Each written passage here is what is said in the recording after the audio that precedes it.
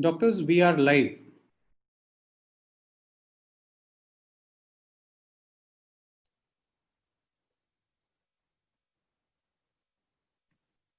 Let's start in another minute. A very good evening to one and all. I would like to welcome all the delegates who will be participating in this webinar. So before we proceed, I would just like to have the introduction from the President of Chandigarh Ophthalmological Society, Dr. Jaspreet. Dr. Jaspreet, sir, please. Thank you, Dr. Diksha. Yeah, on behalf of Chandigarh Ophthalmologic Society, I welcome you all to our ongoing series. Obviously, it's a mature webinar on prematurity, and it's been conceptualized by none other than Dr. Diksha, who's an expert in ROP, and obviously been trained by a mentor who's here, is Professor Dogra. So I hope you all enjoy this talk, and it's all yours, Dr. Diksha. Thank you very much, sir, for the kind introduction. And today it is my sheer pleasure to have amongst us some of the most eminent speakers on ROP. And I'll just go through a brief introduction of the panel that we have today. So, as chair of this webinar, we have none other than Professor Mangat Dogra, who has been the former head of the Department of Ophthalmology, Advanced Eye Center, PGIMER, and he just superannuated last year.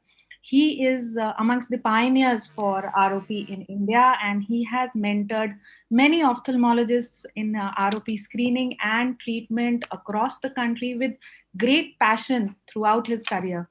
He has had several significant contributions to ROP, including the first prospective incidence study on ROP from India, description of ROP in heavier birth weight babies, description of hybrid ROP, posterior zone 1 ROP, and describing the technique of performing laser through the incubator wall, the utility of 532 nanometer green laser for ROP, and most recently, describing an all-nasal approach to lens-sparing vitrectomy in ROP. Amongst the numerous lectures that he has delivered, more than 500, more than 200 invited lectures have been exclusively on ROP. He's a member of the National Task Force on ROP, one of the founder mentors of the Indian Retinopathy of Prematurity Society. He has several awards and orations to his credit, including the Achievement Award from the American Academy of Ophthalmology, Asia Pacific Academy of Ophthalmology, and the S.S. Here Award from the Vitreoretina Society of India. I welcome you, sir, and it is an honor to have you as the chairperson of this webinar. Then we have Dr. Jaspreet Sukhija, who is a consultant at PGIMER, and he's heading the Pediatric Ophthalmology and Neuro-Ophthalmology Division. He has more than 15 years experience in the field, and as you just heard, he's the current president of Chandigarh Ophthalmology Society, and under whose aegis this webinar is being conducted. He's the zonal coordinator for the Leadership Development Program of AIOS.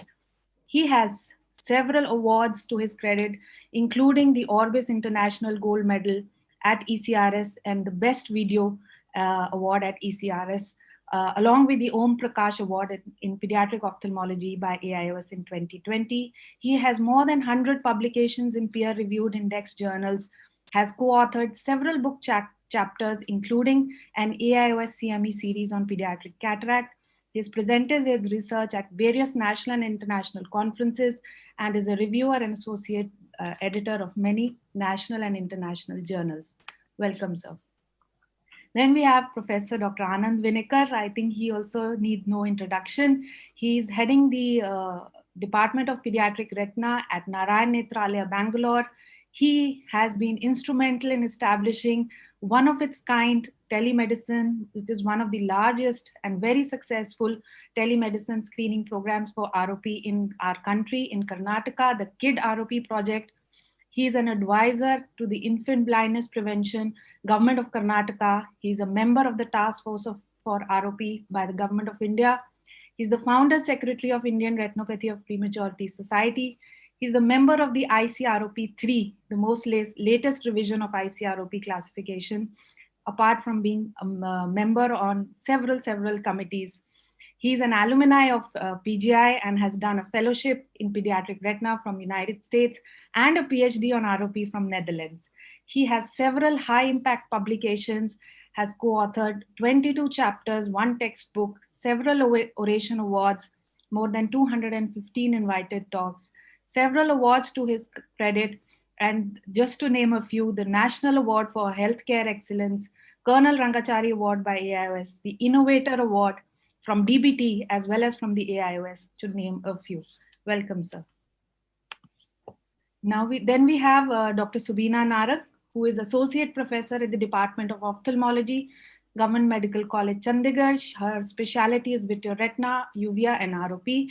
She has done 2 fellowships from the United States, including one on ROP and the other on retinoblastoma. She has over 45 publications in national and international journals and more than 18 book chapters, has numerous awards, including the Narsingh Rao Award in 2011. She has more than 100 paper presentations in various conferences and more than 30 guest lectures. Welcome, Dr. Subina. Then we have Dr. Ajay Kapoor, who is currently heading the retina department at Brar Eye Hospital, Bhatinda and Kotkapura. He was the former head of the retina services at Venu Eye Institute, New Delhi. He has completed his vitreoretina training and fellowship from All India Institute of Medical Sciences at LVP.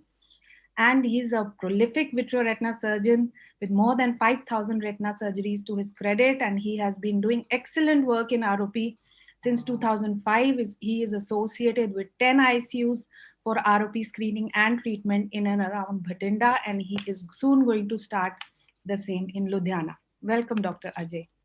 We have Dr. Vipin Kumar Vig, who will be delivering the Novartis-sponsored talk today.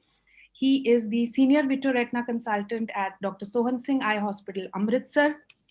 He did his graduation and post-graduation from Amritsar and a fellowship in vitreoretina from Shankar Netralaya, Chennai. And he has several national and international publications to his credit. Welcome, Dr. Vipin. We have Dr. Gaurav Sanghi, who has done his residency and senior residency at PGI.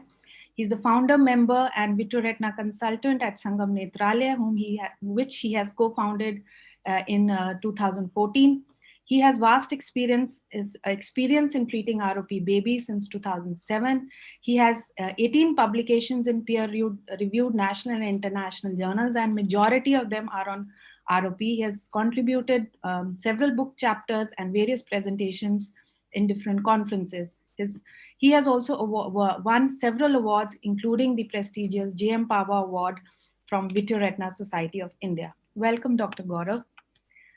Then we have Dr. Savleen Kaur, who is a very enthusiastic assistant professor in PGI itself in the pediatric ophthalmology division. She has over 70 indexed papers, over 30 invited speaker sessions. Her special area of interest include strabismus surgery, imaging in strabismus, and refractive errors in ROP. She has several awards to her credit, including the Professor A.K. Khurana Award for Best Publication in Index Journal by the Strabismus and Pediatric Ophthalmology Society of India, as well as the Best Paper Presentation in the Strabismological Society of India conference in 2009. Welcome, Dr. Savleen. And then we have Dr. Simarajan Singh, who is currently associated as a research associate in PGI with us. He has completed his residency and senior residency again at PGI, and with several accolades, including a silver medal, and he's the winner of the Best Postgraduate Thesis Award in 2017 by AIOS, and Professor I.S. Jain Memorial Silver Medal for the Best Postgraduate from Advanced Eye Center, Chandigarh. He has represented India at the 61st meeting of the Nobel laureates and scientists at Germany. He has several indexed papers and several faculty talks to his credit. Welcome, Dr. Simar. So with this brief introduction, I would like to invite our first speaker for the day, Dr. Ajay Kapoor, who will be talking on screening infants for ROP in the prevailing COVID-19 pandemic. Dr. Ajay, if you could please share your slides. Thank you.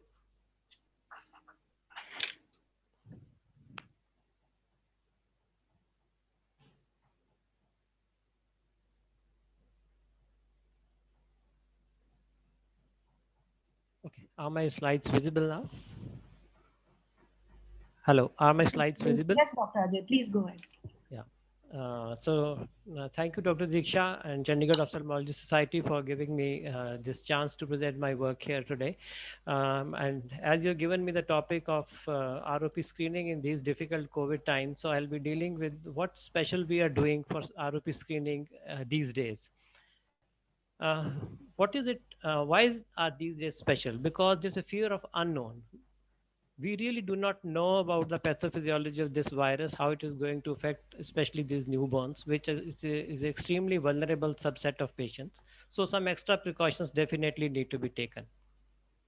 We also need to develop a backup team in case we are affected by the virus, and we have to see how to manage the lockdowns. So my presentation will basically be dealing with all these points only. So first of all, before I go ahead, just let me recapitulate that what are the babies whom we should be screening. Any baby born with a birth weight less than 2000 grams or with a period of gestation less than 34 weeks should be screened for ROP.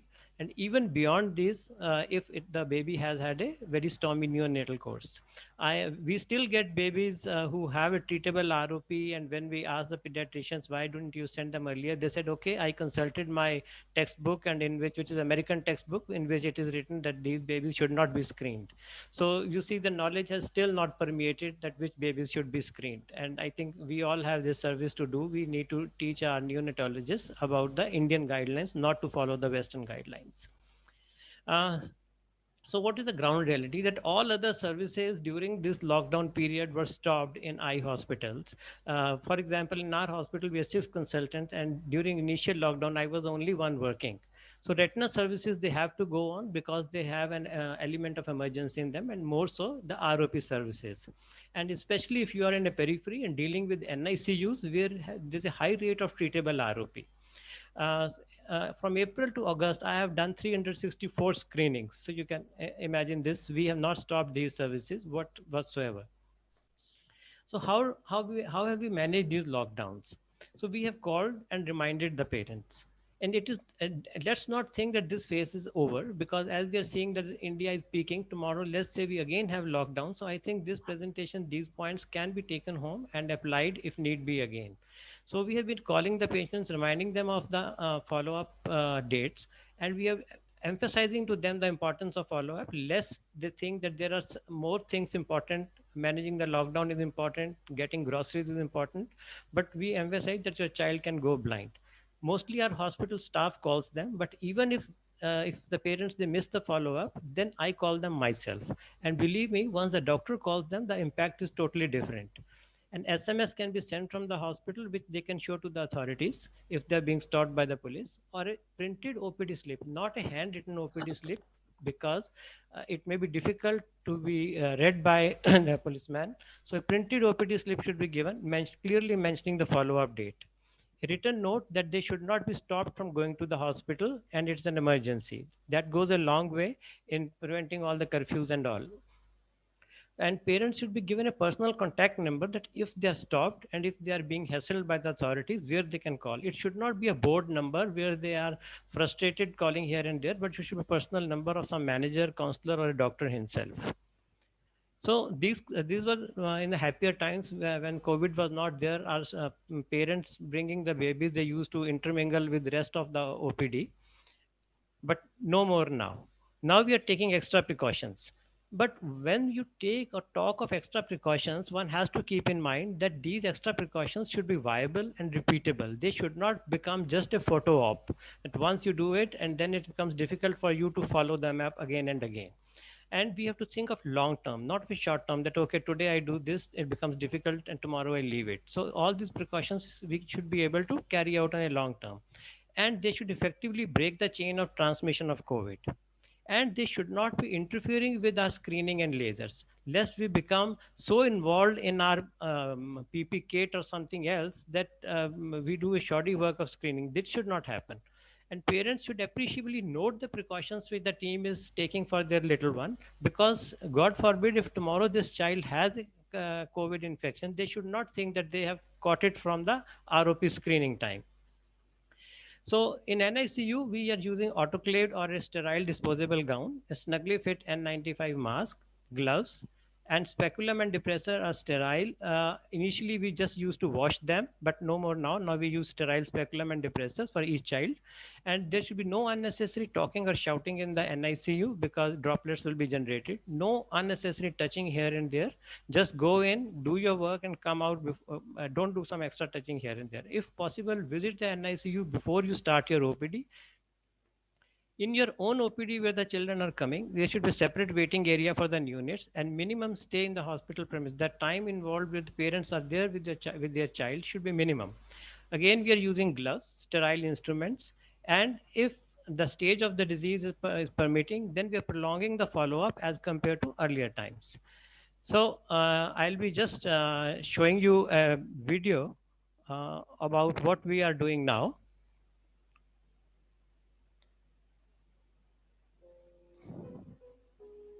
Is the video there? Is the video on? Doctor, you'll have to stop the screen.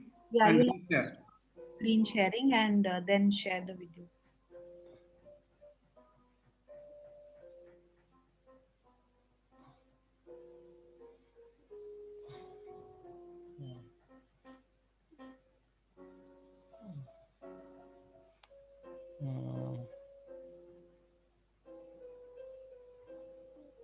I can't see. You have to share your screen, sir.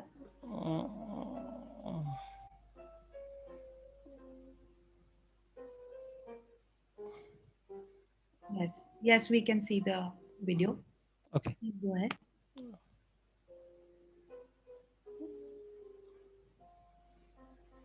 So as soon as the patient walks in, they are diverted from the OPD to a separate area.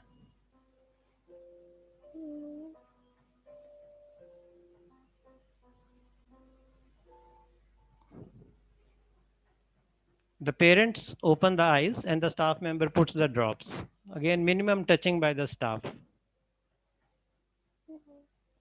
So once the child is dilated, he is brought to the area where screening has to be done.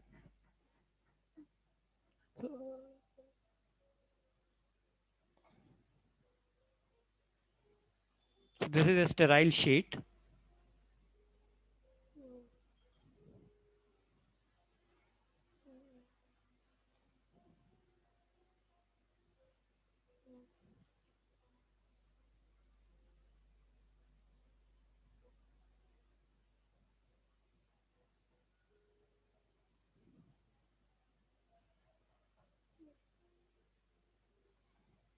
These are sterile instruments.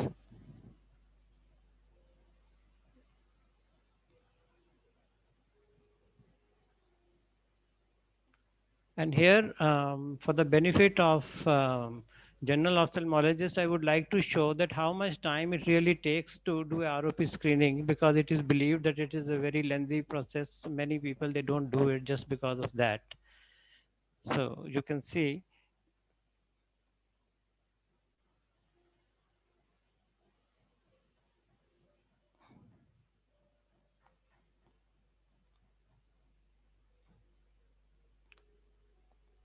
So in under 1 minute, I think I have screened both the eyes. So after screening, we put 1 drop of antibiotic, and we do not prescribe any antibiotics for home. Explain to the parents and hand them back their kit.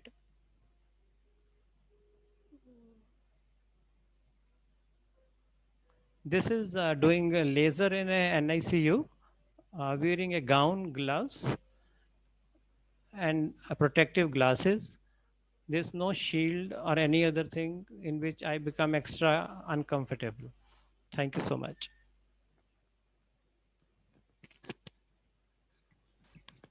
Thank you very much, sir, for this excellent presentation demonstrating how to go about doing screening and performing laser in these difficult times. And very rightly, you emphasized some of the key points is that to give a printed OPD slip with a clear follow-up date mentioning and preferably a written note so that they do not have problems in reaching to the hospital, and possibly personal contact details.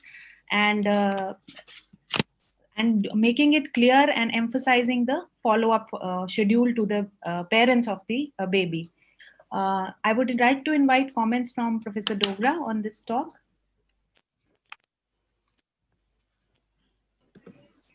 I think Ajay has done a very good job. It was, I think, the most difficult talk given to him because it's in a different time that he's talking about the screening. But the way he has been doing and what he has emphasized, all the points, absolutely, those points are very, very important. And I think ours is one area where perhaps we have no choice except to do screening as well as treatment for these babies. So I think what he has said we must follow, and maybe some of you, those who are doing during this time, I would say if any one of you have to add something, maybe Anand, you have something more here to add, that will be welcome. I think all the precautions that Dr. Ajay showed is what we need to do. And the Indian ROP Society early in March itself published these guidelines. Of course, I think in our setup, we do most of the screening through imaging. So a few more extra precautions in terms of the tip of the lens and cleaning that has to be followed. We do, the small difference in the way Dr. Ajay showed is that we get the baby, the mother to bring in the baby and place it on a sterile place.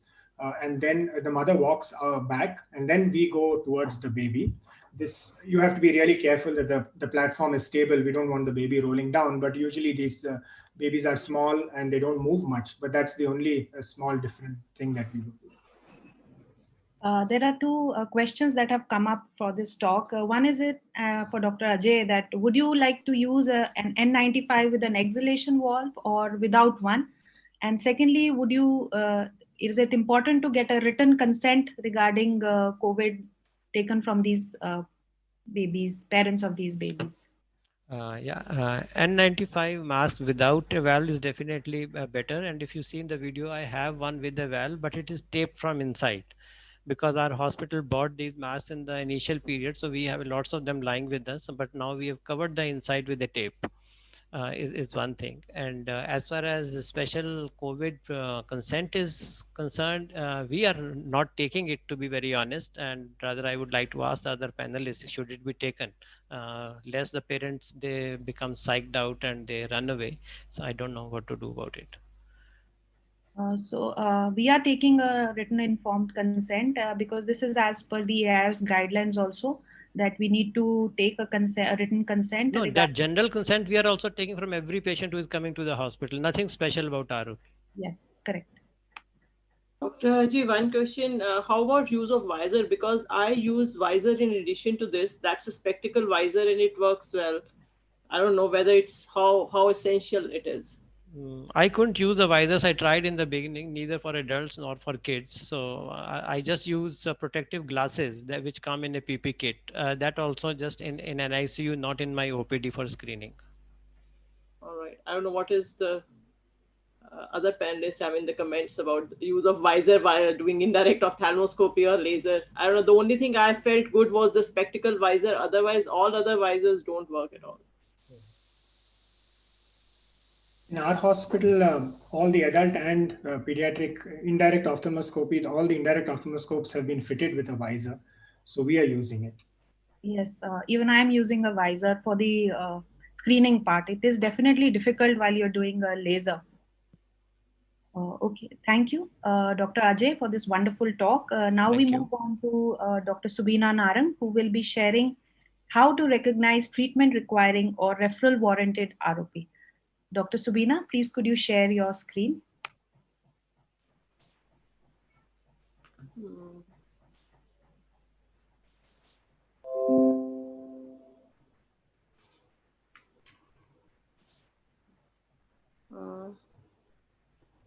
One second. Thank you, Diksha. I would take this opportunity of thanking my teacher, my mentor, my guide, Professor Dogra, on Teachers' Day. Sir, I really owe a lot to you, and thanks for guiding me into this beautiful world of ROP. Thank you so much, sir. And thank you, Diksha, for giving me this wonderful talk, the pertinent topic, how to recognize treatment requiring or referral warranted retinopathy of prematurity. We know that India has highest number of preterm babies to the tune of 3.5 millions. And of them, around 2 lakh per year are the babies which require screening for ROP. We know that only 10% of the screened babies would require treatment of ROP, and each baby would require repeated visits before reaching the stage warranting treatment of ROP. Then after the ROP is developed, we wait for the maturation of the retinal vessels and ROP to be regressed. So there are repeated visits. And there are limited number of ROP trained ophthalmologists in this country. Thus, we need to share this burden with comprehensive ophthalmologists. There's a definitive role of comprehensive ophthalmologists to recognize the treatment requiring ROP and referral warranted ROP. And to understand what requires treatment, they need to understand the language of ROP, which is in terms of zones of ROP and stage of ROP. Just recapitulating, we know that retinal vasculature starts development at 4 months of gestation, and then it reaches the nasal ora serrata by 7th month and temporal ora serrata by 9th month. And if the baby is born premature, the vascular growth is hampered in between, and then we have development of ROP because of lots of factors which have influence on development of ROP. If these babies are referred well in time, we could save blindness in these babies. Screening of ROP has been highlighted by Dr. Ajay already. I would not be touching on that. There are various ways you can screen the ROP. The doctor screening the ROP has been practiced by all of us using 20D and indirect ophthalmoscope. Nowadays, telescreening has come up using RedCam or other retinal cameras which are there. Now here I would like to highlight that once you are doing telescreening, you must have at least 5 images of the patient, which is extreme nasal, temporal, superior, inferior, and central, so that you can visualize as much of retina as possible and try to see which type of ROP you are dealing with. To determine that, you need to see which zone and stage of ROP it is. Briefly telling about the zone of ROP, all the zones are centered around the optic disc. And the zone 1 is twice the distance between disc and the macula is the radius of this zone, and you draw a circle. And zone 2 would be from the peripheral edge of zone 1 till the nasal ora serrata. And zone 3 would be the left out temporal crescent, which is left. This is zone 3. And in case you are having difficulty in telling what is zone 1, use a 28D lens. And in case your rim of the lens is touching is viewing the nasal edge of the optic disc, whatever you are seeing is actually zone 1 ROP. And anything which will be beyond this would be zone 2 ROP. And for zone 3 ROP, you need to depress you need to depress the ora serrata in case the vessels are reaching the 2 cloacas, they are reaching the ora and 2 cloacas nasally. That is the time you say that the avascular area you are seeing temporally is zone 3 avascularity. And once the patient comes to you for screening, you could have avascular retina if the patient has come earlier. This, depending on what zone the avascular retina is in, you call the patient for subsequent follow-up. And if the patient comes slightly late, it would be our patient has started developing ROP, it would be stage 1 ROP. There's a definite line between the avascular and the vascular retina. This line does not have any volume. It's just a demarcation, which is a definite structural demarcation. And if we do fluorescein angiography, which is not a must, this is just to make you understand what exactly is zone 1, what exactly is stage 1 ROP. You will see some retinal vascular abnormalities there, some kind of dilated vessels which are seen near the line. This is just to show you, this is the line which does not have volume, which demarcates the vascular retina from the avascular retina. Once this line gets volume, it gets height, it gets width, it becomes stage 2 ROP. In stage 2 ROP, you would have arteriovenous shunt vessel formation is seen, and the patient could have plus disease or may not have plus disease. Then you decide whether he's fitting into type 1 ROP or type 2 ROP. In stage 3 ROP, the fibrovascular proliferation, you see fibrovascular proliferation on the disc and the posterior on the ridge, and the posterior part of the ridge, you would see this fibrovascular proliferation encroaching onto the was infiltrating into the posterior retina also. So this is stage 3 ROP. And in case the patient is still late, or you are not, you haven't treated the patient well in time, it would be go on to retinal detachment. It could be stage 4A retinal detachment, where the macula is spared. You have retina getting lifted up, which is temporally or nasally. Stage 4B would be once your retinal detachment encroaches to the optic disc or to the macular area also, like you're seeing a fold which is going on to the macula here. These are intraoperative pictures. And in case the patients are treated still after treatment, you do get some kind of good result. Instead of having stage 5 ROP, there'll be minimal sequelae. This is traction of the macula after surgery, but still the patient has useful vision. In case the patient is very late, it would be stage 5 ROP. You'll have leukocoria, and the patient would have retinal detachment, which would be covered subsequently by Professor Dogra in his lecture. And the good prognosis is seen only once the funnel is open posteriorly. Aggressive posterior ROP is another thing which you need to identify. Here you have flat intraretinal neovascularization. The vascular roof which can progress directly into stage 5. So these should not be missed. So you look at this flat neovascularization wherever in posterior in zone 1 or posterior zone 2, you are seeing these kind of dilated tortuous vessels. Do not miss out on flat neovascularization. This is another case where you have posterior zone 2 having dilated tortuous vessel. If you carefully see, you have this neovascularization which is flat, and this is confirmed by FFA. But here I would like to highlight that fluorescein angiography is not a must. This I'm showing just to make you understand what are the different stages of ROP. But fluorescein angiography does not give us any diagnosis. The diagnosis comes from clinical evaluation. Then you classify your ROP once you have the zone and stage of ROP into type 1 and type 2 ROP. Type 1 ROP is a treatment requiring ROP. Here it could be zone 1, any stage with plus disease, or stage 3 even without plus disease. In zone 2, you have stage 2 or 3 with plus disease. And referral warranted ROP or ROP which can be kept under close observation is once you do not have plus disease, but you have stage 1 to stage 3 ROP. So you recognize the importance of plus disease.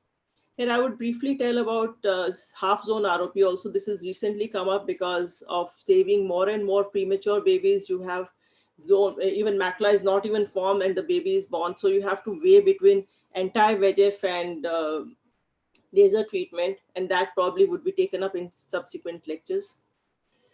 What exactly is plus disease? Once it was initially described, it was described as dilatation of veins and tortuosity of arteries in all 4 quadrants. But then the definition did undergo change. Now we are talking about the plus disease with peripheral retinal features like tortuosity, which are relevant for plus disease. So you need not focus on the small 30 degrees diameter. You have to see 80 degrees picture of the retina to evaluate whether plus disease is there or not. Arterial tortuosity in various studies has been seen is higher centrally, while venous tortuosity is higher centrally as well as peripherally. So there are artificial algorithms, intelligence algorithms coming up, which would help us to quantify this kind of plus disease. But as of now, we have to just have these classic cases. You have to see, this is the classical fundus picture, which has been there in ICROP study. And this, if you have this picture in mind, you can diagnose whether the patient has plus disease or pre-plus disease. Pre-plus disease is something which is lesser than plus, but which is more than normal. The tortuosity of the vessels you have to really take care of. It has been seen that once you do wide field digital retinal images, the sensitivity of diagnosing plus disease is 80 to 100%, while specificity is 94 to 96% in various studies. And independent predictors which warrant the referral warranted ROP are plus disease, stage 2 ROP, or retinal hemorrhage in retina. All these warrant the referral warranted. They tell you that it's a referral warranted ROP.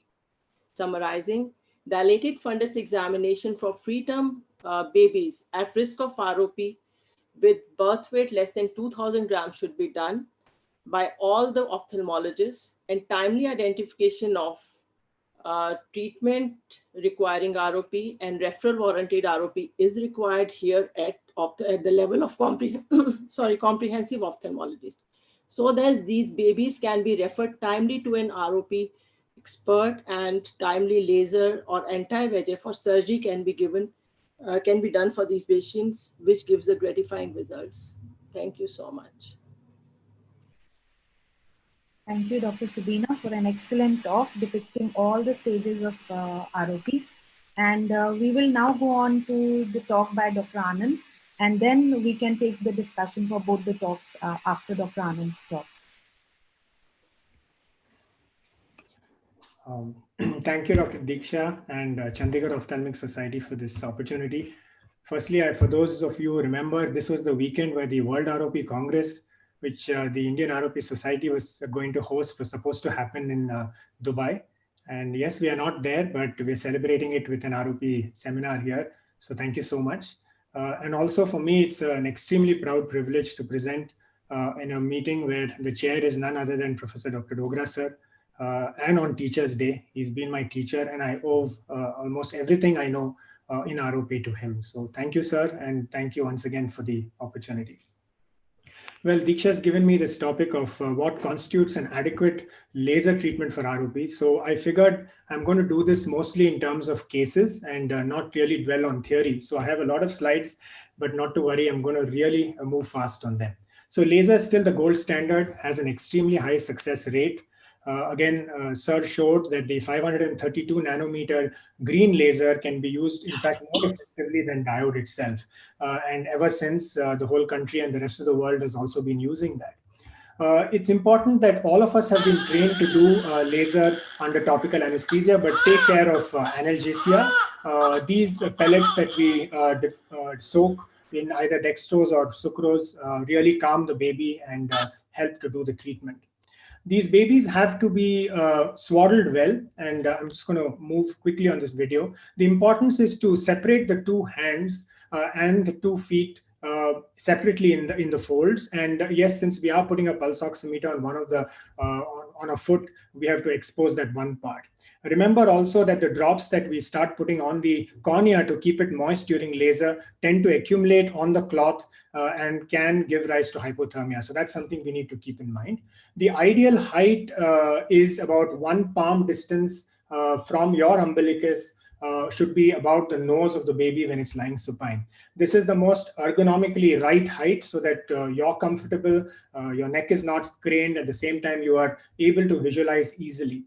Never count the number of spots. The idea is to do a good job, and by good job you mean all the ischemic and the avascular areas. Sometimes the ridge is involved only in about 6 clock hours, but you end up lasering 360 degrees if even the nasal side or somewhere else has avascular retina. So that's really the key thing. Tunica vasculosa lentis is not a contraindication for laser. Sometimes really small pupil because of TVL, just with a massaging, going around it once or twice when you're examining clinically, dilate the eye well enough to complete laser. Diksha also mentioned this. Sir is very well known for this technique that he showed, how we can treat through the incubator wall, and I've had the opportunity to do that a few times after I've left PGI. Now, in the AP-ROP principle, this is probably the one time when you want to stage the treatment. You can either laser on the flat new vessels that Dr. Subina showed. It can give rise to pedicle hemorrhages, or you laser up till the flat NV and wait for a few days, a few weeks, sometimes wait for the NV to retract, and then the ischemic retina is taken care of.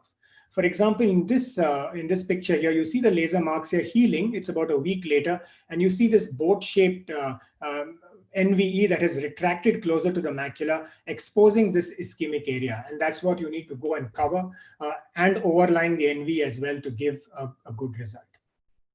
Now, here are some broad principles on how we do laser. Now, this is obviously a case of AP-ROP. When you are training or when you're doing it initially, again, an angiogram here shows that the fovea is vascularized. A good idea is to mark out a safe posterior zone. You may go even more posterior, but this also helps the pupil to dilate. And then one good idea is to mark the ora serrata, as you can see in this picture, and then go on quadrant by quadrant and do a thorough job. So leave no area. And just a week later, it does well. If you've not left any skip areas, the plus comes down. Then you can evaluate and see, are there any more posterior fill-in that you need to do in this picture about 2 weeks later, just a small amount of fill-in, and these babies end up doing really well. Here's a tunica vasculosa. This is not the worst TVL. I'll show you another worst case, but the media is bad for whatever reason, and that's part of the AP-ROP syndrome. Here also you see fibrovascular kind of proliferation. So this is not the ideal case for anti-VEGF because it can lift up and detach some more. So I chose to do laser here. Again, you can see that the D-shaped or the inverted C shape of ischemic retina is still left behind because you want to preserve as much of the retinal real estate in the temporal side, whereas everywhere else you need to be very aggressive, as you can see in these pictures. A week later, you start recognizing that everywhere else is doing well, but you probably need to do a posterior fill-in. It can look really ominous even after it's doing well, as you can see in this picture. But if you are sure and thorough in your laser, just another 2 weeks later, this is the picture, and it does extremely well. Well, there are cases in which the angiogram will show that even the macula is not perfused, and these are possibly the cases where you want to give an anti-VEGF. There's a separate talk on this. So I'm just going to show you that weeks, and here in this case, months after following up this baby after anti-VEGF, the vessels have simply not reached the ora serrata. And we know this happens in many cases. In fact, less than 40% of cases probably reach the ora serrata. So this is 2 months later, and this is 10 months later. When we do an angiogram, you still see a very active frond and still some leakage. And now you know 10 months, the baby is really big, and this is when you might need to do a laser. So mark out the posterior border. Again, as Dr. Subina mentioned, an angiogram is not a must, but it really helps in these cases. So mark out your posterior border and then go ahead and fill the rest. And that's when you can, and then now it's a finality. This is when it does really well. I know Dr. Gaurav is covering a combined treatment, so we let him deal with that. Now, you don't always have to do a posterior fill-in. So here's an example where you do a laser here and you leave out some amount of the temporal area and revisit this case a week later. If you have done a good job not having any skip areas, then sometimes you never have to go back more posterior. Of course, this has to be individualized and it's not one rule fits all, but these cases do extremely well, and a long-term follow-up has shown that there is no residual ischemia in that area. Okay, so this is a photograph of really poor media because obviously the AP-ROP is bad and the media is hazy, but and you know this is a case of AP-ROP. Here's a small pupil, and the angiogram shows a really bad disease. Again, there was proliferation on both sides, so it chose to do a laser. So what I'm showing here is a posterior laser, the laser posterior to the ridge. Now, this has become a commonplace thing. Anna Els first described it. So I'm trying to show you that despite this small pupil with a massage and a bad looking ROP like this, you can get a good outcome after laser. So I'm just going to share a few consecutive visits. So here's a thorough laser, but yet, and look at the pupil dilate just 2 weeks later. So you know that your laser is responding. Now look at the media improve so much. In the superior picture here, you can see a bit of the traction still left and all the other laser healing. So here you want to go and fill in nasally as well. You want to add some more laser posteriorly. And when you do that and you follow up this baby, this is another 2 weeks later and another 7 weeks later. And the outcome in this case, as it is in many cases, if you do a thorough posterior laser and then fill in that gap, is a very good outcome. So here there's absolutely no residual traction. The one floating picture that you see in this nasal side is a vitreous floater, and everything else did really well. And bilaterally, both eyes. This is a case of anti-VEGF, again, followed up, and you can see also for some reason a congenital scar. So that has nothing to do with the anti-VEGF or the disease, but well noted. And you see the active frond, and these vessels haven't gone further. Months later, it had to be lasered. Posterior zone 1 or zone half, as Dr. Subina mentioned, well, this was an obvious case for an anti-VEGF. So it was injected, in fact, in another center and sent to us. And then this had a very early posterior recurrence. We did not do an angiogram on this case. It was very obvious. The child was fairly sick, but we completed the laser and it does well. Now, I've sort of bifurcated this picture here. This is the right eye and the left eye. I want to show you that if you don't do a posterior laser in indications that it's required, that is a raised fibrovascular proliferation, well, the rest of the laser may heal, but there's a lot of traction still. So this is called a secondary posterior laser. That is when you've not planned it the first time, but you're doing it another time in the next episode. They don't always do as well as if you've planned it the first time. But still, as you can see in this case, it did well. In one eye, the traction completely went away. This is the left eye temporal. But in the right eye, there's still some residual. This child was seen only last week, and we've added more laser to this eye, and we hope that we'll eventually probably reach the left eye status. Buying time or avoiding surgery in 4A is also something. So this is a classical 4A. Perhaps in the OCT, it might even show a 4B. And you can see the nasal retina is completely detached for more than 4 clock hours. This child was unfit for surgery. So you buy time by doing a posterior laser, and just like how we do in adults, a barrage laser as well. So this is another indication for laser. And you do that to a point where you can see this traction retracting. A lot of this traction is exudative component as well. And that's what goes away. The true traction may actually remain, but we know that residual peripheral traction remaining sometimes doesn't do any problem. So here's the temporal side completely flattening, and nasally we still have some of that. Here's just one example, I think my last case, where after so that you leave out some amount of that temporal retina as I showed you, but you know very well that this area may need a fill-in. So look, when you first leave it out, there's a fairly large area and you don't want to go into the foveal zone. And this PMA is around 34, 35, so the foveal area is not developed. You wait for a week or two, the rest of the stuff heals, and now there's a much smaller area that you need to go into, and also the foveal reflex is developing. So you can see that if you stage that posterior fill-in, it does much better. So to summarize, cover all avascular regions, plan AP-ROP laser in stages, whether it's naive or post-anti-VEGF, and the posterior laser that I spoke of, either primary or secondary, is something that's becoming a new thing to do. Thank you very much. Thank you, Dr. Anand sir, for a brilliant presentation covering all the fine nuances of laser in ROP, because for a good laser, what he has covered, it is so essential that you cover the entire avascular retina, and very important, as he showed, that you delimit the posterior most part and also mark the aura, and then fill in the area from your posterior mark to the anterior mark. Cover the entire avascular retina. It may require staged treatment. So it is very important that you call the baby back in a week or so, and then if required, the media may improve. You may get if in the first sitting the media was not so good, you may get an opportunity to complete the laser well. And if you saw the photographs, he showed how laser was applied in aggressive posterior ROP within the vascular loops. That is also very essential.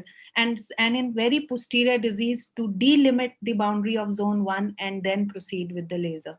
Thank you very much, sir. I now invite Dr. Dogra for his comments on these two talks. Thank you, Anand, for excellent talk, as well as Dr. Subina here. And Subina covered the entire spectrum of what we need to really do with what kind of ROP, type 1 referral warranted, very well. I think she touched some of the things which are so important, especially about the referral warranted, which she picked up about the retinal hemorrhage, stage 2 disease, as well as if you have such a case, I think they need to be referred. Sometimes we get late. And we have a problem, I must say here, why I want to share, because many people are listening, especially general ophthalmologists.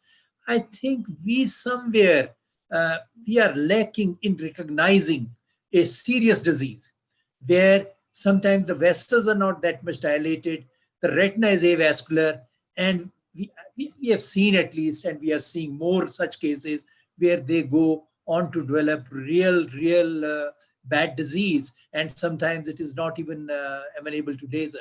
So I think one need to really look at these retinas. If you are not, I think it becomes a referral warranted. It is even sometimes from a very well-known retina persons perhaps they don't recognize this. So not that all the time. I wanted Subina to touch this point also, not that all cases would have a dilated vessel, especially a very posterior disease sometimes doesn't have a dilated vessels. And those cases are the one where a lot of mistakes are done, because that is not really the plus disease. And the person keeps on waiting with that, and they keeps on telling, sometimes they even call, they talk, no, sir, the disease is very mild and it is probably a vascular retina. But then that is where we go wrong. I think it's very important to even look at that part while we are screening these patients. And Anand, as always, he did excellent job. He would remember, I would tell those days even, that what is important is a confluent laser, that we have to do a confluent laser. And I feel so good that this concept, which we had always right from the beginning, has really helped preventing progression as well as regression of ROP in many cases. The way he has described how to demarcate the entire retina, so important. Even when we are in a teaching institute, how important it is. Let them remain outside that demarcated area. They will always remain outside. They'll not come out inside. And so is about those very much loops. Even when we had not done angiogram, we always thought that these loops are probably avascular. And talking about the laser posterior to the ridge, I think I must comment here about Gaurav, especially saving 2 children of ophthalmologist, doctor herself. And the whole family was crying with me. I think we had some problem, and I sent to Gaurav across that time. And he did posteriorly, and they regressed very well and very severe disease. I think so. All these things, factors we have to take into account. And if we do laser, we must do laser well. And this is another problem I want to highlight again here. A lot of other retina persons must be there, general ophthalmologists. They feel very satisfied just doing some kind of inadequate laser. I'm putting inadequate laser here. I'll not even say some. And that inadequate laser is very dangerous.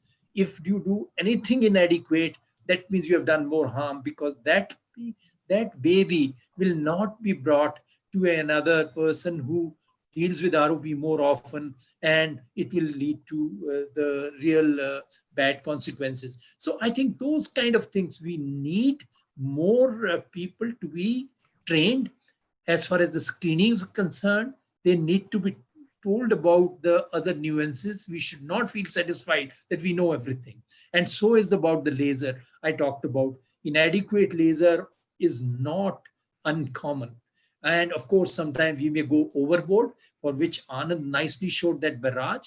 I used to show once one slide where it had gone through the macula. I mean, I used to get, my heart used to almost stop looking at that one. But that is also one another extreme which may not happen. So I think great talks, as well as I'm happy all points have been brought out. If anyone has to add something here, that will be a great this thing, because screening and laser treatment are 2 aspects which are the most important. That is why it is so important for us to. So anybody else wants to? There are 2 actually audience questions for these 2 talks. Yeah.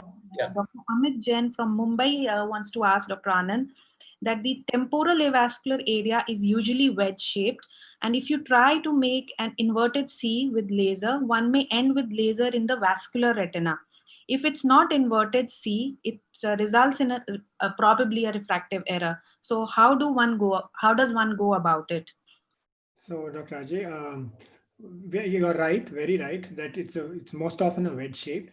The inverted C is really something that you need to do for AP-ROP. When there is no delineation of where the disease ends, it's very ill demarcated, and you have to create your macula, so to speak, or your posterior pole, especially if you're dealing with a baby less than 35 weeks of postmenstrual age, when the foveal reflex is far from ready. So you can't do that 2 disc diameters kind of equation because there is no fovea. So that's when you need to do the inverted C. for the normal, regular, classical ROP, the type 1 ROP, you don't have to do that. You just follow the ridge. What I do here is I give a very smooth contour. I just join the two wedges with a slight curve. So when you get a smooth C, I've compared two cohorts where you get much lesser refractive error. And you're very right. If you start going into the posterior pole with a wedge like this, you're likely to have much more myopia. So you don't need to. So it's only for the AP-ROP that you want to do the inverted C. And there's one question, thank you, Dr. Anand. And there's one question for Dr. Subina.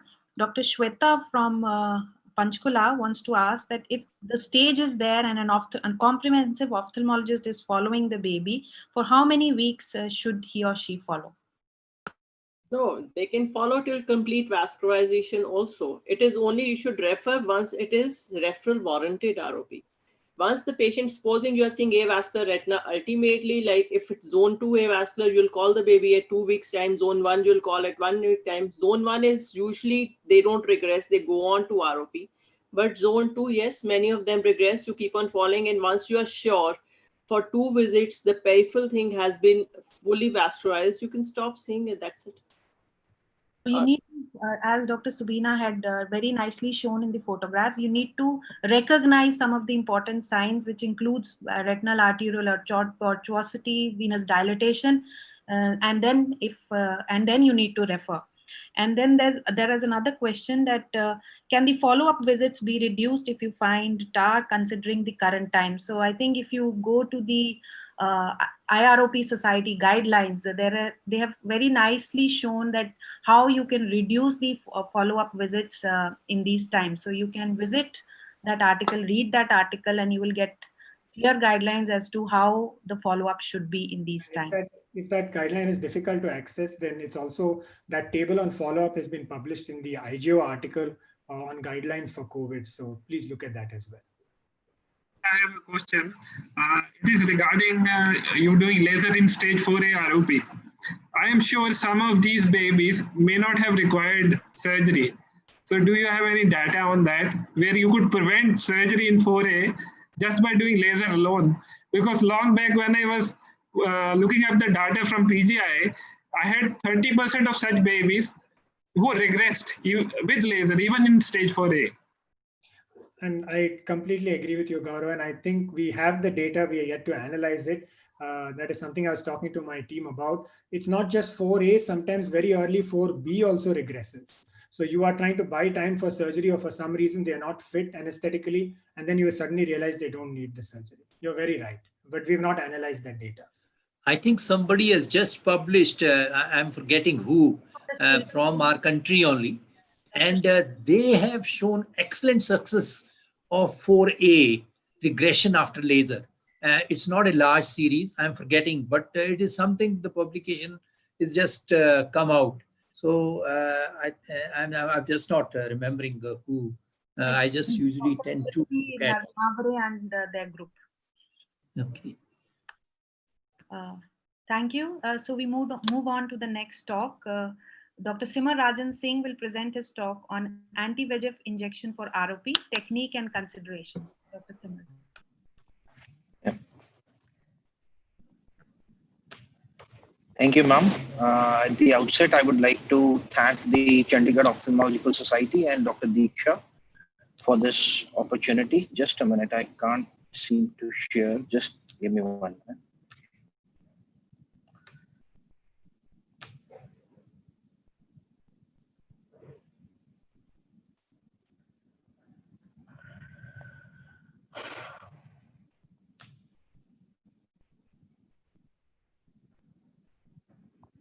Meanwhile, while Simar is trying to share his slides, there's another question for Dr. Anand that vessels never reach the aura. So there's always some gap.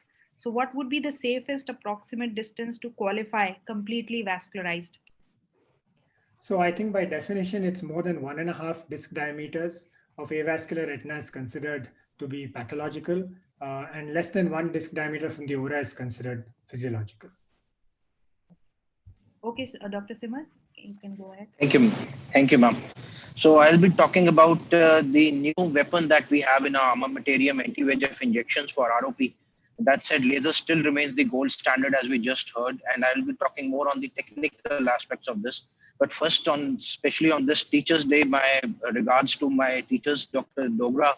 I think all of us who are here are because of him, and Dr. Diksha for teaching me and pushing me into this line of pediatric retina and ROP especially. Thank you very much. So anti-VEGF are increasingly being used these days in the treatment of retinopathy of prematurity, and thanks primarily to these two landmark clinical trials, the BEAT ROP, which discussed bevacizumab use in ROP, and the recent Rainbow trial, which discussed the use of ranibizumab for the treatment of retinopathy of prematurity. So these two trials have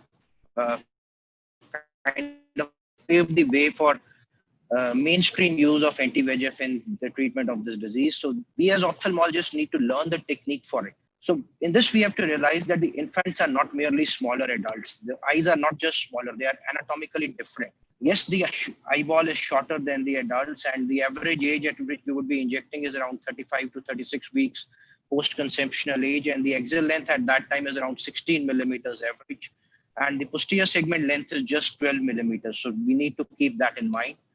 The crystalline lens is almost the adult thickness. So relative to the whole eye, the lens occupies a very larger place in the eye and in the posterior segment as well. So that has an important bearing on the technique that we are going to follow.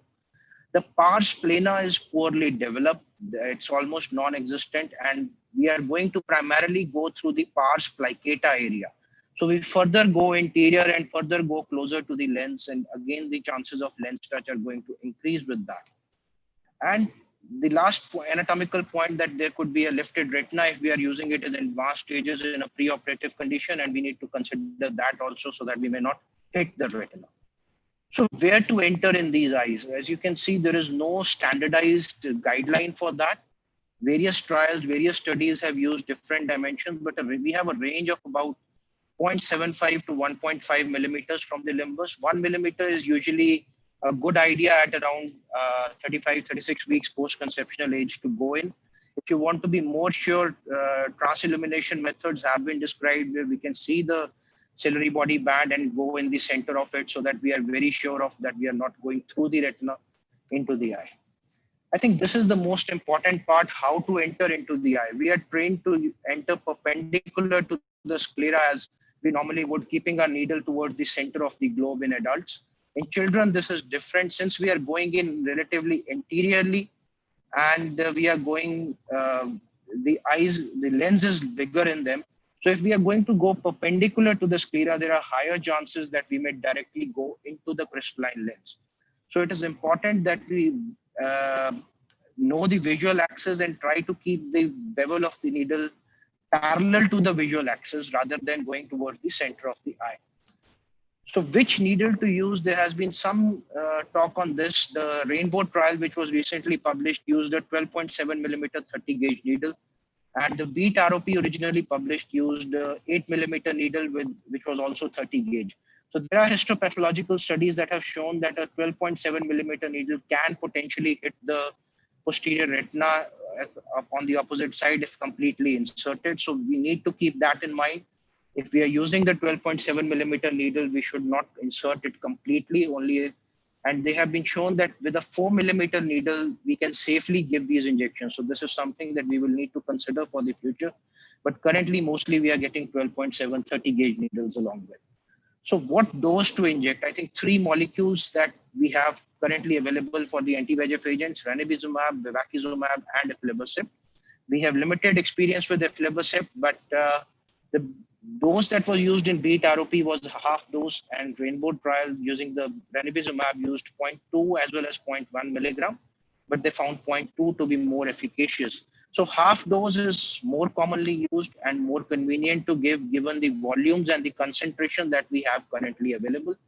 But studies have shown that the amount of anti-VEGF that goes in may be almost 10,000 times the amount of receptors that are there to be blocked in the eye. So again, we are not at 100% of what dose we should be giving, but on the current consensus, half dose seems to be a good idea. An important point to mention here about the only approved molecule that we have for anti-VEGF injections in ROP, that is ranibizumab. The Drug Controller General of India has given the approval for the molecule and not the dose specifically. And it is the vial of the ranibizumab that is approved and not the pre-filled syringe that is commonly available. So we get 0.23 ml of dose in that vial. And if we take 0.02 ml, we can match the rainbow trial dose of 0.2 milligrams giving in the eye. So where to inject? I think this would primarily depend on the condition of the baby. If the baby is very sick, we can inject, and we have done it many times in the NICU using a sterile setup. NICUs as it is are equipped to be more sterile than the wards or the other conditions. And we can inject under topical in the NICU with the help of the scrub nurse and with the anesthesia as or the sedation as comfortable by the neonatologist. In the OR, smaller babies, we would prefer to inject in the OR in a sterile environment under topical. A scrubbed assistant usually holds the baby still, and we can drape over the hands of the assistant and then inject. Or we can do it under general anesthesia. This would be for larger babies, bigger babies, more than 40 post-conceptional age, 40 weeks of post-conceptional age, where we may be re-injecting or we may be injecting prior to surgery so that it is a safer procedure because they are difficult to hold. So what do you have to get ready on your trolley before you are ready for injecting? I think we mostly do bilateral injections. So both the syringes should be ready, even if you are using different vials or you are aliquoting from the same vial, both should be ready. 2 sets of Alfonso speculum, they give a good field of view on opening the eyelids. And of course, the calipers to measure your distance accurately. The trocars have a 1 millimeter marking. They can be used reliably for giving the injections if required. A sterile field is the most important. I think that cleaning the eye, both the eyes separately with a betadine and then draping the eyes so that just the area of interest is visible. I like to drape both the eyes together, apply both the speculums together, and then give the injections one by one. And this has been reported in literature by the Baskel Palmer group. And some people would prefer sequential injections on different days, or maybe do one eye and then rescrub and do the other eye. This is just a short video of how I do it. This is no touch technique, inserting the speculum, well cleaned eye with a betadine, and similar way the speculum for the other eye goes in. You do not touch the skin at all. And this is how we would normally go in an adult. You see how I changed the direction. And now we are going in perpendicular, a little more vertical so that we are on the visual axis. Betadine drop at the end and before the injections are very important. A little massage so that there is no extravasation of the drug from the injection site. I've changed my gloves after this. You can, re-scrubbing won't be overdoing it. And then injecting the other eye with the drug in the similar manner. And again, a drop of betadine, a very important step to do, and put a drop of betadine and topical antibiotics thereafter.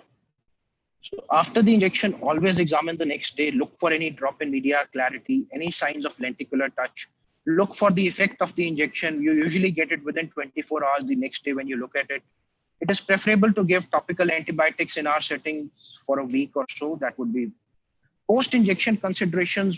I think would be local procedure-related complications, local recurrences, and the systemic long-term side effects. Local complications can be dreadful if they were to happen because we are using this as an alternative to a much safer procedure that is laser. And if we do not follow the correct technique, we can cause cataract. As you can see, this was a patient who presented to us, ROP baby post-injection. You can see the needle tract going in and the whole nucleus being hydrodelineated by the drug that was injected.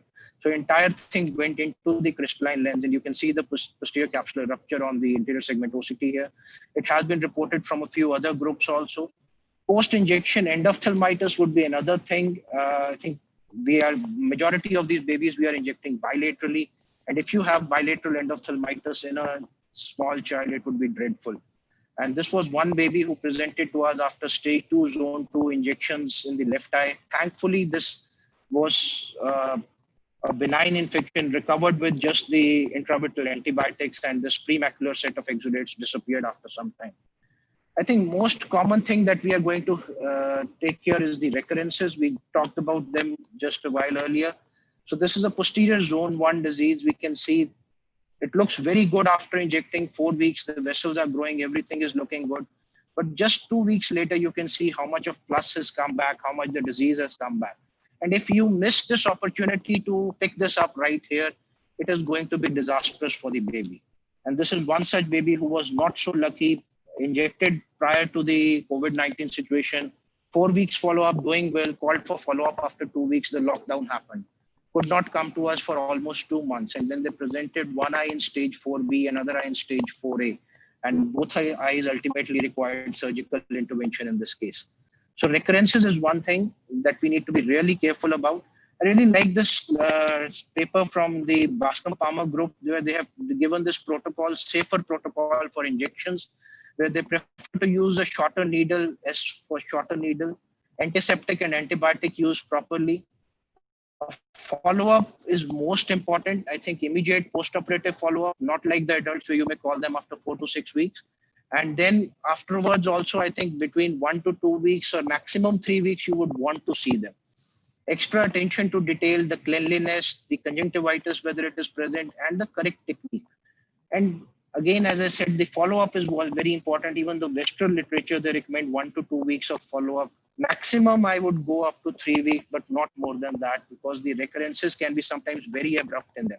And we are also nowadays following this, where the babies, if by 60 to 65 weeks do not completely vascularize, and there is any form of activity on fluorescein angiogram, we would prefer to treat them with laser rather than just keeping them that way.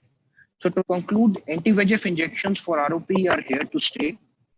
They are most likely not the final answer to our treatment for ROP, but they are an important addition to an armamentarium. Appropriate consideration to anatomy and technique should be given while administering these injections, and post-injection long-term follow-up is of utmost importance. Thank you. Thank you, Dr. Simmer, for an excellent presentation. We will now move on to the next talk and then probably discuss both the talks together. So I welcome Dr. Gaurav for his talk on combination therapy for ROP.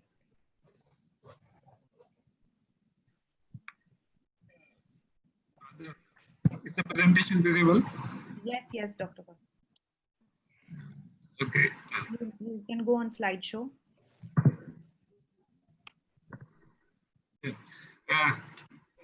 Good evening, everyone. At the outset, I would like to thank Dr. Diksha and the Chandigarh Ophthalmic Society for giving me an opportunity to talk on a very interesting topic of combination therapy for ROP.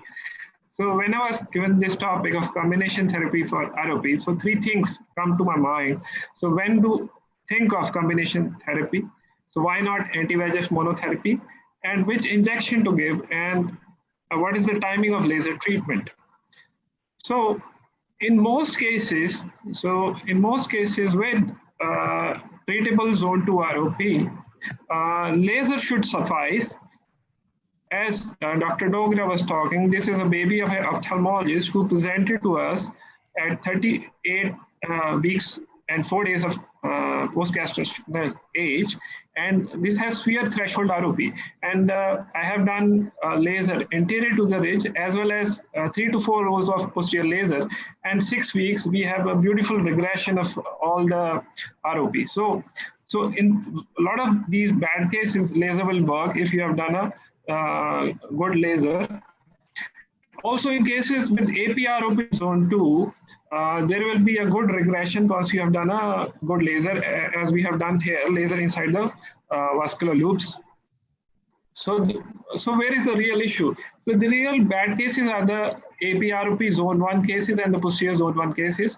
So this is a sub-analysis from our paper published in AGO 2013, where we analyzed the risk factors for AP-ROP despite laser. If AP-ROP is in posterior zone 1, or what we call as zone half disease, 0% had favorable outcome with laser alone. If AP-ROP was there in anterior zone 1, 68% had a favorable outcome with laser. And if AP-ROP was there in posterior zone 2, virtually 98% of the babies had a favorable outcome. So what is posterior zone 1 ROP? So this is a ROP where we can see that here only few rudimentary vessels are found. There is not even blast disease, and vascularization has not even reached the fovea. So this is a disease which is very poorly responsive to laser treatment. So in a recent series which we published, only about 20% of these eyes survived with laser treatment alone. So this was baby I treated a decade back, and this had a very bad outcome after laser treatment. So coming on to zone 1 AP-ROP, sometimes we have cases. So this is a classical case of zone 1 AP-ROP with flat neovascularization, closed vascular loops. And I thought, what could possibly go wrong in this case? So I did laser, I have left out some temporal area, and we did again re-laser. But this baby had a very bad outcome after laser treatment. So what to do? And we also saw that in these cases, they are more likely to develop retinal detachment if they have a gestational age of less than 29.5 weeks or they have pre-retinal hemorrhages. So the way forward for these cases is anti-VEGF and laser therapy. So this is a case managed by Dr. Diksha and Dr. Simar at AECPGI. So this case was born, this baby was born at 29 weeks of gestation, presented at 34 weeks of postmenstrual age, and this baby had severe tunica vasculosa lentis, and this has almost a posterior zone 1 AP-ROP with fibrovascular proliferation on the nasal aspect of optic disc on both sides, as well as there were a lot of pre-retinal hemorrhages. So this baby was injected with intravitreal ranibizumab, followed by early laser on day 5 and supplement on day 7. And this is a picture at 9 days after laser. We can see that the fibrovascular proliferation is beginning to regress. The hemorrhages are less. The plus disease is pretty much less. And finally, at 3 months, this baby had a very good outcome. So this is how we can have a good outcome with a combination treatment. So another case, so this is a case which was born at 26 plus 5 weeks of gestation, birth weight of 920 grams. So this is a picture from the clinical file, typical case of zone 1 AP-ROP with flat new vessels. And in this case, I chose to give intravitreal bevacizumab 0.625 milligram. And I waited, for about 4 weeks, and this was just before the lockdown. So, and we can see that the vascularization is proceeded into zone 2, and from the arrow we can see that there are sawtooth-shaped vascular shunts at the junction of vascular and avascular retina. And these have been described in up to 60% of these eyes who have been treated. And so I choose to laser peripheral avascular retina. Finally, baby had a favorable outcome after laser treatment. So the other indications for combination treatment will be increased vascular activity despite aggressive laser, that is salvage therapy, or if we have poor pupillary dilation due to iris rubiosis, or if there is a media haze due to vitreous hemorrhage. So like in this case, this is a report from RP Center, and they have treated this baby for aggressive posterior ROP. They have done laser, but 2 weeks down the line, they still have a lot of plus disease as well as media haze. So they have injected intravitreal bevacizumab. So we can give rescue therapy in ROP cases where we think we have done a good laser and still ROP is not, the plus disease is not regressing after maybe a couple of weeks, and there is media haze. So in these cases, we can give anti-VEGF as a rescue therapy. The other question is, why not give anti-VEGF monotherapy? Why combination therapy is better? So the point is that in a lot of these cases, 1/3 to about half of these cases, the peripheral retina never becomes vascularized. It remains avascular. So there have been reports of late disease reactivation and retinal detachment. As late as 2.5, 3 years of age, retinal detachments have been reported. Other thing is atypical neovascularization and traction bands have been reported. And even in the rainbow trial, only about 38% of infants in the 0.2 milligram ranibizumab group by 25 weeks had full vascularization of the retina. So So just to give an example, so this is a baby this is a child who presented to us with a total vitreous hemorrhage at 11 years of age, and this was actually a when I took the history, this was actually a premature child born at 7 months of age and with a birth weight of 1.5 grams. And these arrows show that there are peripheral NVs from which vitreous hemorrhage has occurred, and we plan to laser this peripheral avascular retina in this case. So the other thing is timing of anti-VEGF injection. So as we know that there are different phases. In the initial phase, the VEGF is underexpressed, and there is then upregulation of VEGF, and again there's a downregulation of VEGF. So earlier than 30 weeks, if we give anti-VEGF injections, so we run the risk of cessation of vascular growth. And if we give anti-VEGF once we have a lot of fibrous tissue or fibrous component of or some tractional component, we run the risk of having crunch retinal detachments. So as Dr. Simar has very nicely shown, so any of the anti-VEGF, including bevacizumab, ranibizumab, aflibercept, they can be used. And the timing of laser after anti-VEGF, so if the neovascularization is florid, if there is pre-existing fibrovascular proliferation or hemorrhages, so we are going to add in an early laser after we have given anti-VEGF. So the other scenario is if we have a zone 1 or a posterior zone 1 disease which show limited vascular growth or limited vascularization. So we will give anti-VEGF, wait for vascularization to proceed to the periphery.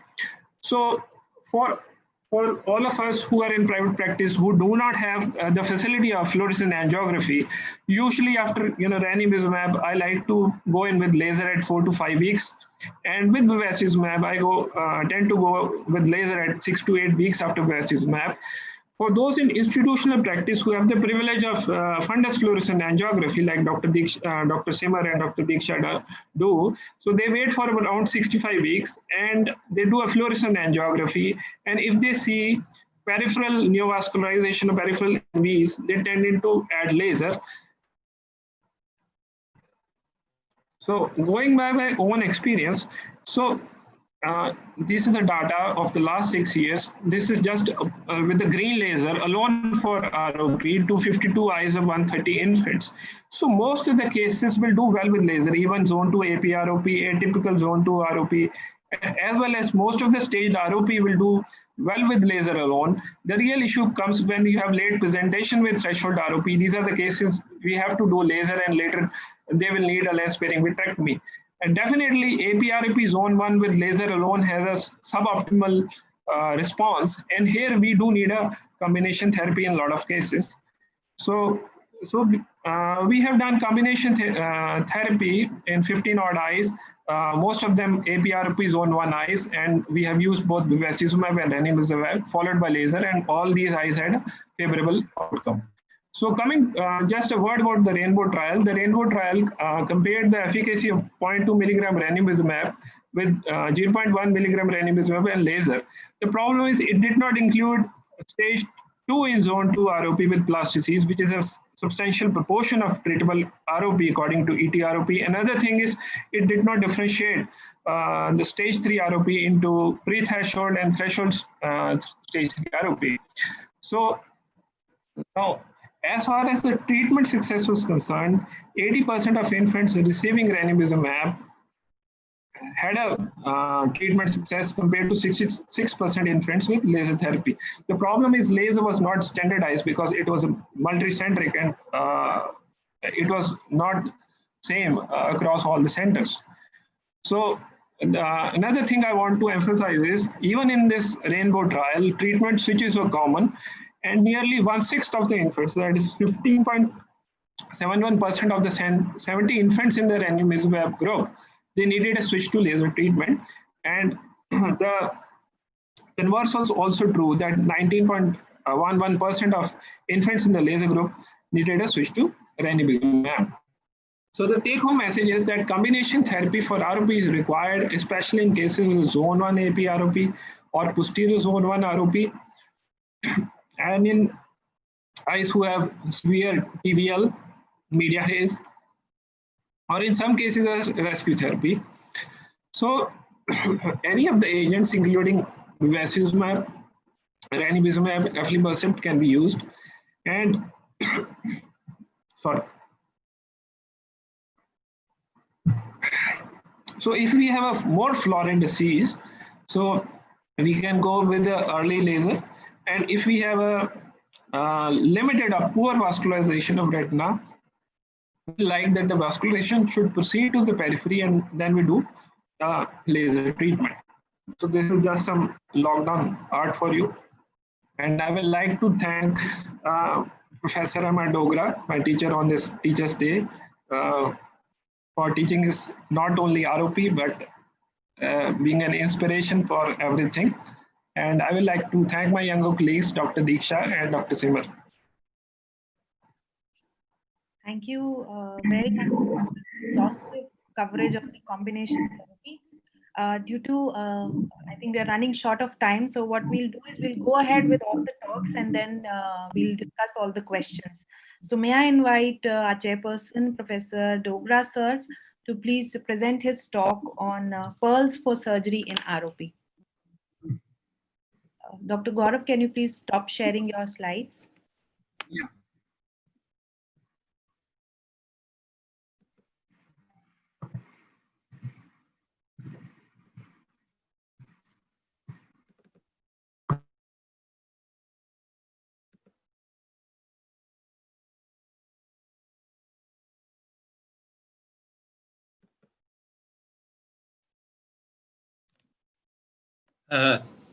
At the outset, I would like to thank Dr.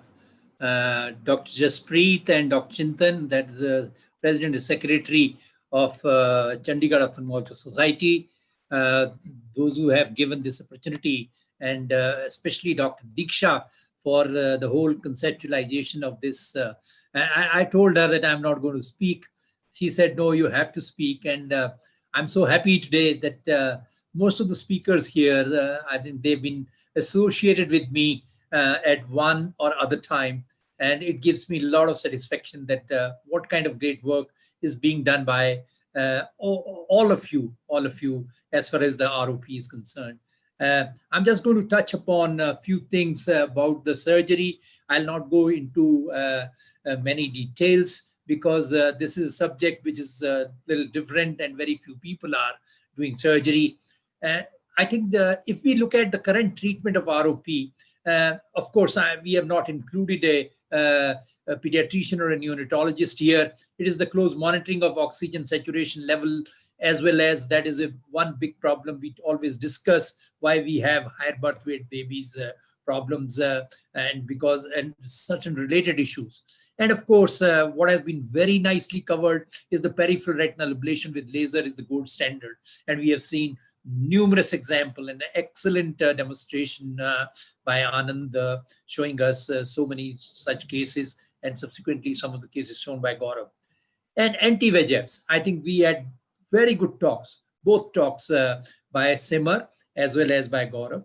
And they have a role, they are there to stay, and they are getting now foothold more and more, even now DCGI approving ranibizumab for ROP.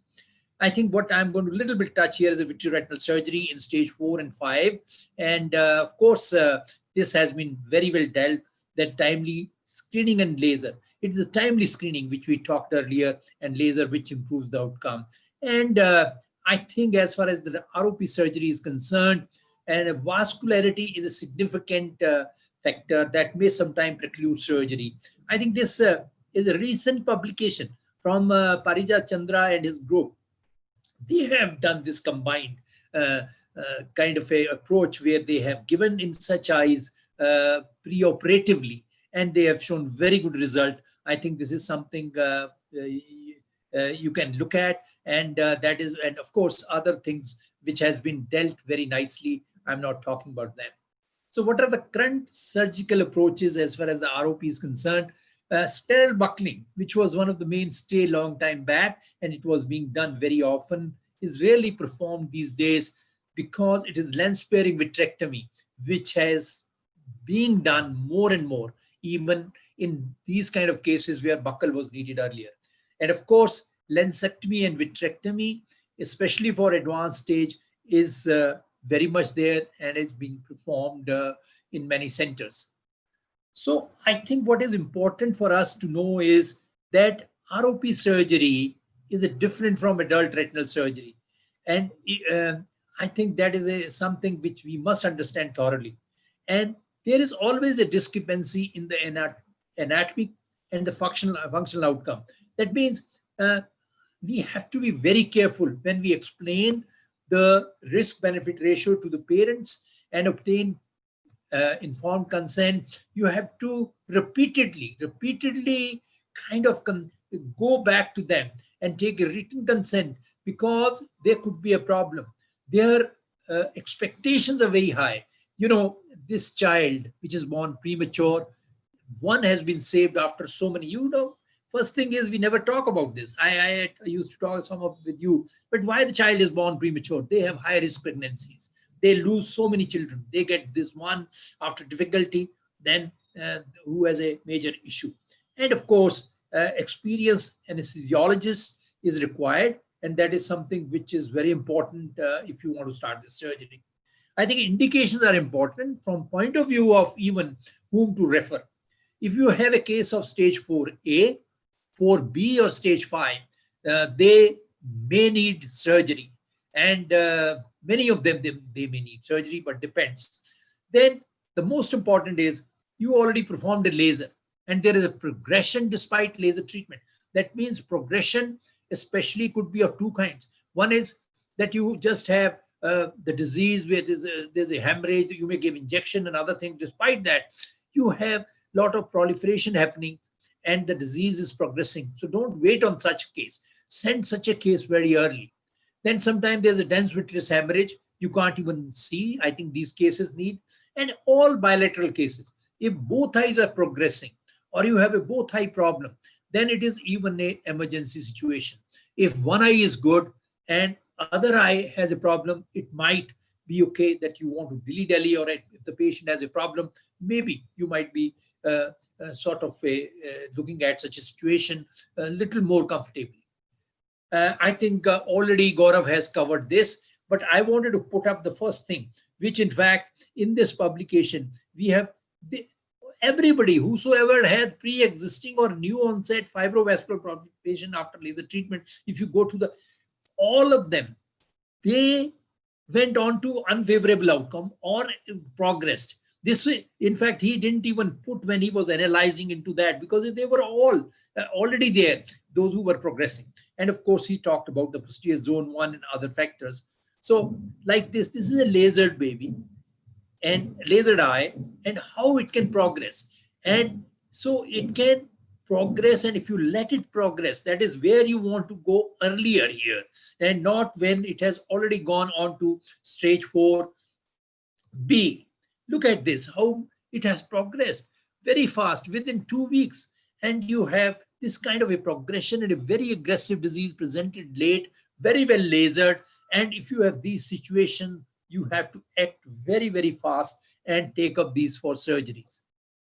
And lens sparing small gauge vitrectomy is something which is most important at this time for 4A, 4B. And early LSV is required if you have a progression despite your laser or injection, and it will give the best result if you go and do early. I think reattachment is seen usually in 60 to 85% of eyes. There are now even series available where in 4A, you might have all eyes we have shown they can give almost 100% results. I think here we have a lot of these studies from our country, but I would mention this last one by Praveen Sen et al. All these from Sankar Nitralaya, they are doing a lot of surgeries.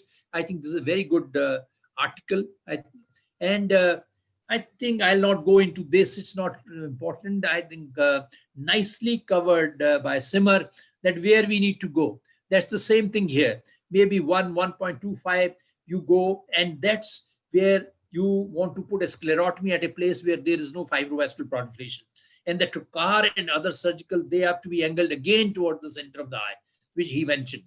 And of course, I'll not even mention this, that how you and what you need to perform. I think that is, and we have a problem here with the hyaloid. And at the same time, sometimes limited hyaloid can be removed posteriorly. You can use sometimes small amount of triamcinolone for that. I think this has been described very well, I think, by Parag Shah and group. And you may have a situation like this. Follow up at post 1 week, right? Look at right eye. Right eye, there is a limited amount of fibrovascular proliferation. Somebody had done in olden time study where it was said that if you have more than 4 clock hours of fibrovascular proliferation, don't wait, do vitreous surgery. I think it is so true, it appears here. Look at the other eye. It has so much of proliferation almost going all around. And within 2 weeks, you can see the right eye is absolutely fine because there was hardly any proliferation, and left eye, the whole retina is contracted onto the disc. And of course, LSV was done. I think this Diksha had done excellent job, and you can see how well the retina has gone back. And this is another one which we had done when I was there.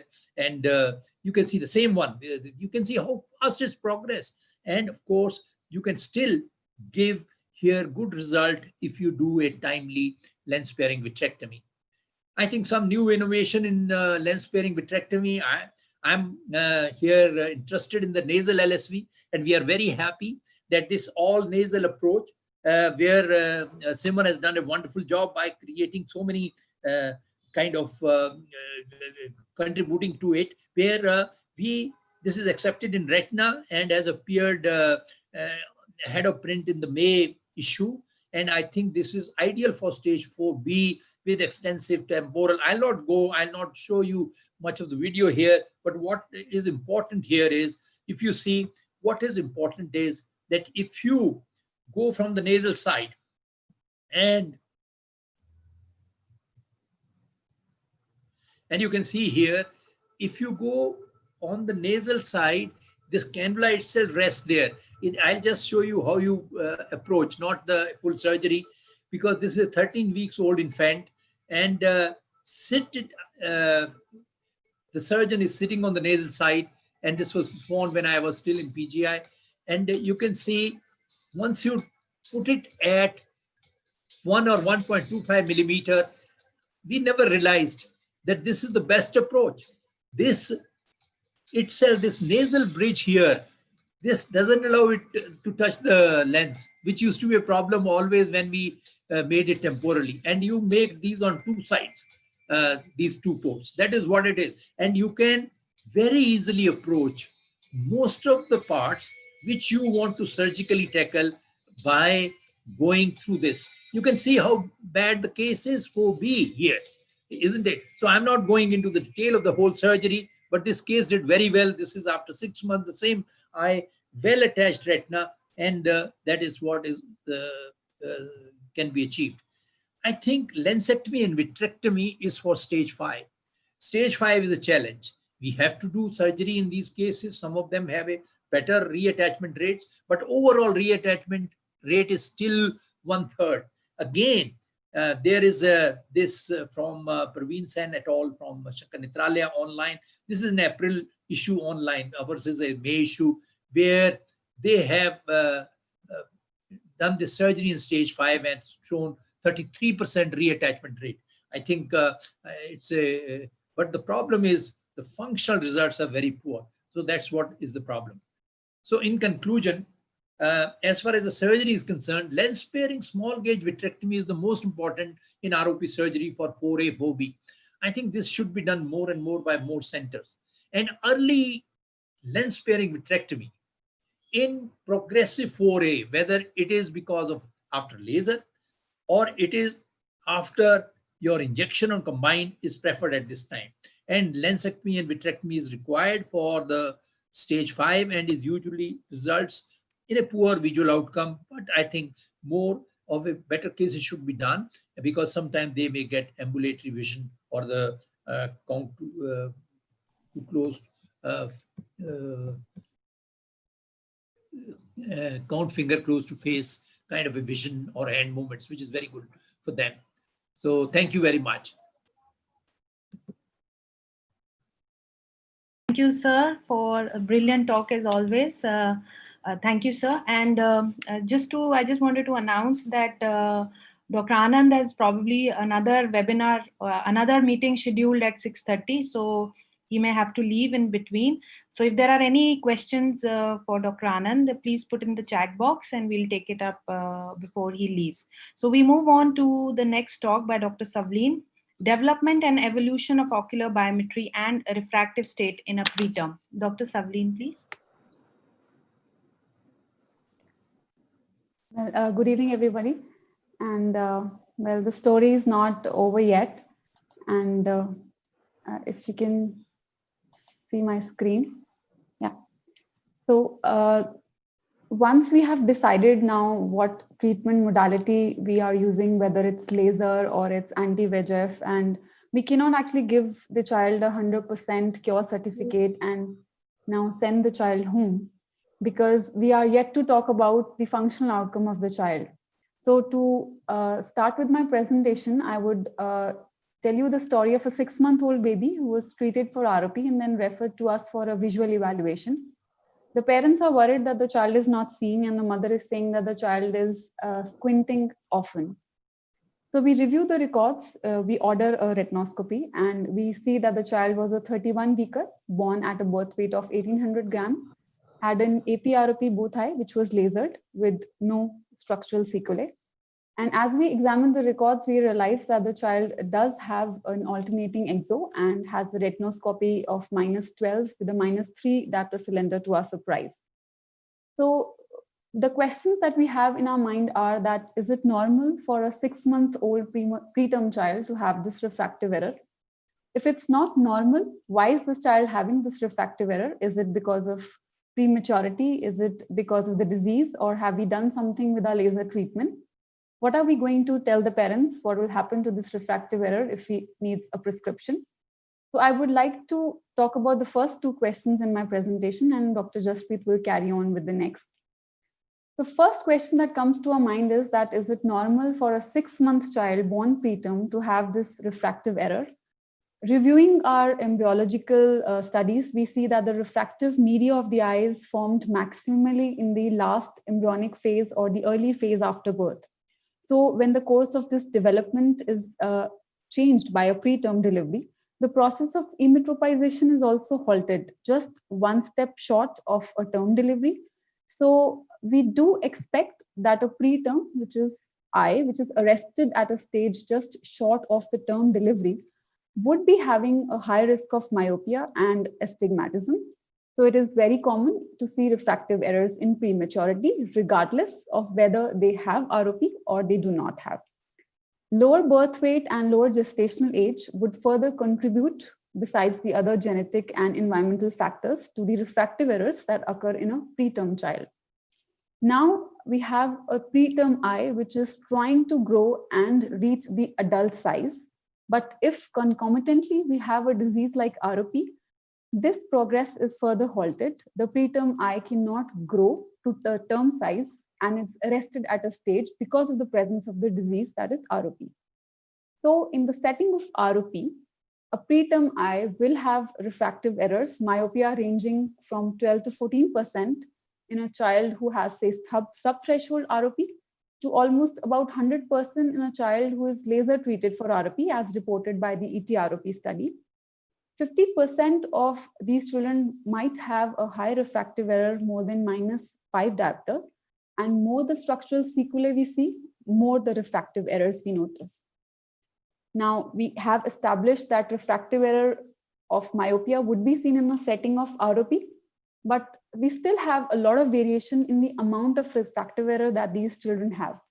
Because, for instance, we have kids who are AP-ROP, this one on the left side of your screen, was AP-ROP lasered adequately and has a refractive error of -8 at 10 years, vis-a-vis a child at 11 years of age who was similar AP-ROP with no structural sequelae and has a very low refractive error of -1. So in other words, what are the factors which are actually determining why do some of these children have a high refractive error and some of these do not? Is it because of just the gestational age or the birth weight? Are there some ocular factors like the axial length, the keratometry, or the lens perhaps? Or are we inducing this high refractive error by our treatment alone? There is a lot of literature which talks about how this refractive state is formed in a kid who is treated for ROP. We ourselves did our study at the Advanced Eye Center, where we saw that kids who have a history of laser treatment for ROP do have myopia to the extent of 72%, have a mean spherical equivalent of -4, and around 30 to 40% of them are high myopes. The more posterior disease they have, the more myopia they seem to have. Once we look at their biometric variables, we realize that as compared to normal term deliveries, their axial lengths are shorter, their anterior chamber depths are smaller, the lens is thicker, and the cornea is steep. So this study is reciprocating the result of a lot of studies that lens thickness is probably causing this myopia, but still we cannot point a single factor. If we look at normal refractive state of the eye, the corneal curvature, the lens thickness, and the axial length contribute to the refractive error the most. So in a normal child, the peripheral retina is the stimulus for the eye to grow. In a case of ROP, where even the posterior pole is normal, we have a peripheral disease. The peripheral blurred image is causing a defocus. So somehow there is no stimulus for the eye to grow. The posterior segment has arrested at a stage.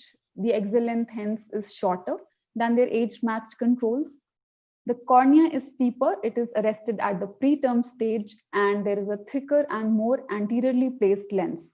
So a combination of these factors, that is a small axial length, a thicker anteriorly placed lens, which is proportionately larger to the posterior segment, and a steeper cornea might contribute to the myopia that these children are having.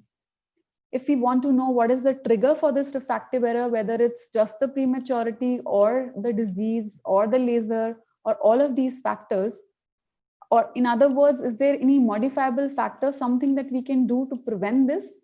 There are a few studies. One paper I would be quoting where they say that a larger proportion of retina being treated to the extent of causing more myopia. Every 100 laser applications causes a myopia of -0.1. But this does not mean that we do not do a thorough laser. This is absolutely the necessity that we do laser, not at the cost of the refractive error. We cannot actually isolate whether the severity of the disease is causing the myopia or the laser treatments. We cannot isolate the two, because a severe ROP would be lasered, and it would be unfair to leave a severe ROP not without laser. So the proponents of the anti-VEGF have come up with the concept that the anti-VEGF therapy is actually causing lesser myopia. This caused a lot of buzz and was actually given in favor of anti-VEGFs in ROP. But after that, a lot of studies came up. We have to weigh them with caution, because the severity of the disease, the zone is variable, which are the major determinants of the refractive error. You do see ametropia in both treatment therapies, and you do see high myopia in the anti-VEGF group also. A word about evolution of refractive errors in the few months of life that these kids have. Now, there are again a lot of studies which tell us about the refractive error in older children, but we do not have those many studying the biometric dimensions of the eye in smaller kids just when they are born. We tried doing that in our center, and we actually saw that they are all myopic to begin with in our cohort, whether they are having ROP or they are not having ROP. Those who do not have ROP, that is having prematurity myopia of prematurity, they also have myopia, but they tend to emetropize. Children who have ROP but do not need treatment for ROP seem to have a myopia proportionate to the severity of the disease. Those kids who need laser treatment for ROP are definitely more myopic than their preterm as well as term counterparts. But this refractive error magnitude is basically determined somewhere around 3 to 6 months of life. After this, the refractive error seems to be following the axial progression, which Dr. Jasprit will further elaborate. To conclude my talk, ROP, prematurity, and low birth weight, they all synergistically affect the development of refractive error. A severe disease with a lower gestational age causes more myopia. High refractive error in ROP is due to perhaps the combination of a steeper cornea, a shallower anterior chamber, a thicker lens, which is more anteriorly placed, and not because of axial elongation alone. intravitreal therapy causing less myopia is a big possibility, but it's not always a rule. So our concern regarding choosing a therapy, the refractive outcomes should not be considered while we are selecting the ROP treatment modality. Thank you, Dr. Jaspreet, COS, and Dr. Diksha for inviting me for this talk. And thank you, Dr. Dogra, for pushing me to this field. Thank you very much. Thank you, Dr. Savleen, for what an insight you have given into the development of the ocular biometric profiles in term and preterm babies with and without ROP. Wonderful. To continue with this, I would like to invite Dr. Jaspreet for his talk on management of refractive errors in the setting of ROP. Thank you once again. And can you see my slides? No, sir. You have to start sharing your screen. Yeah, it's started. You have to go to slideshow. Yeah. Yes, we can see them. Yeah. Okay, now after that wonderful talk by Dr. Savleen, I mean, who's done a lot of work in this ROP babies and evaluating the refractive errors. I'll just touch upon things, what goes on their follow-up, what happens in the initial few years of their life during their childhood. So we know that prematurely born children are at great risk of refractive errors. That's quite evident. There's so many studies happening. And visual problems due to these are compounded by the presence of retinal pathology. So you have premature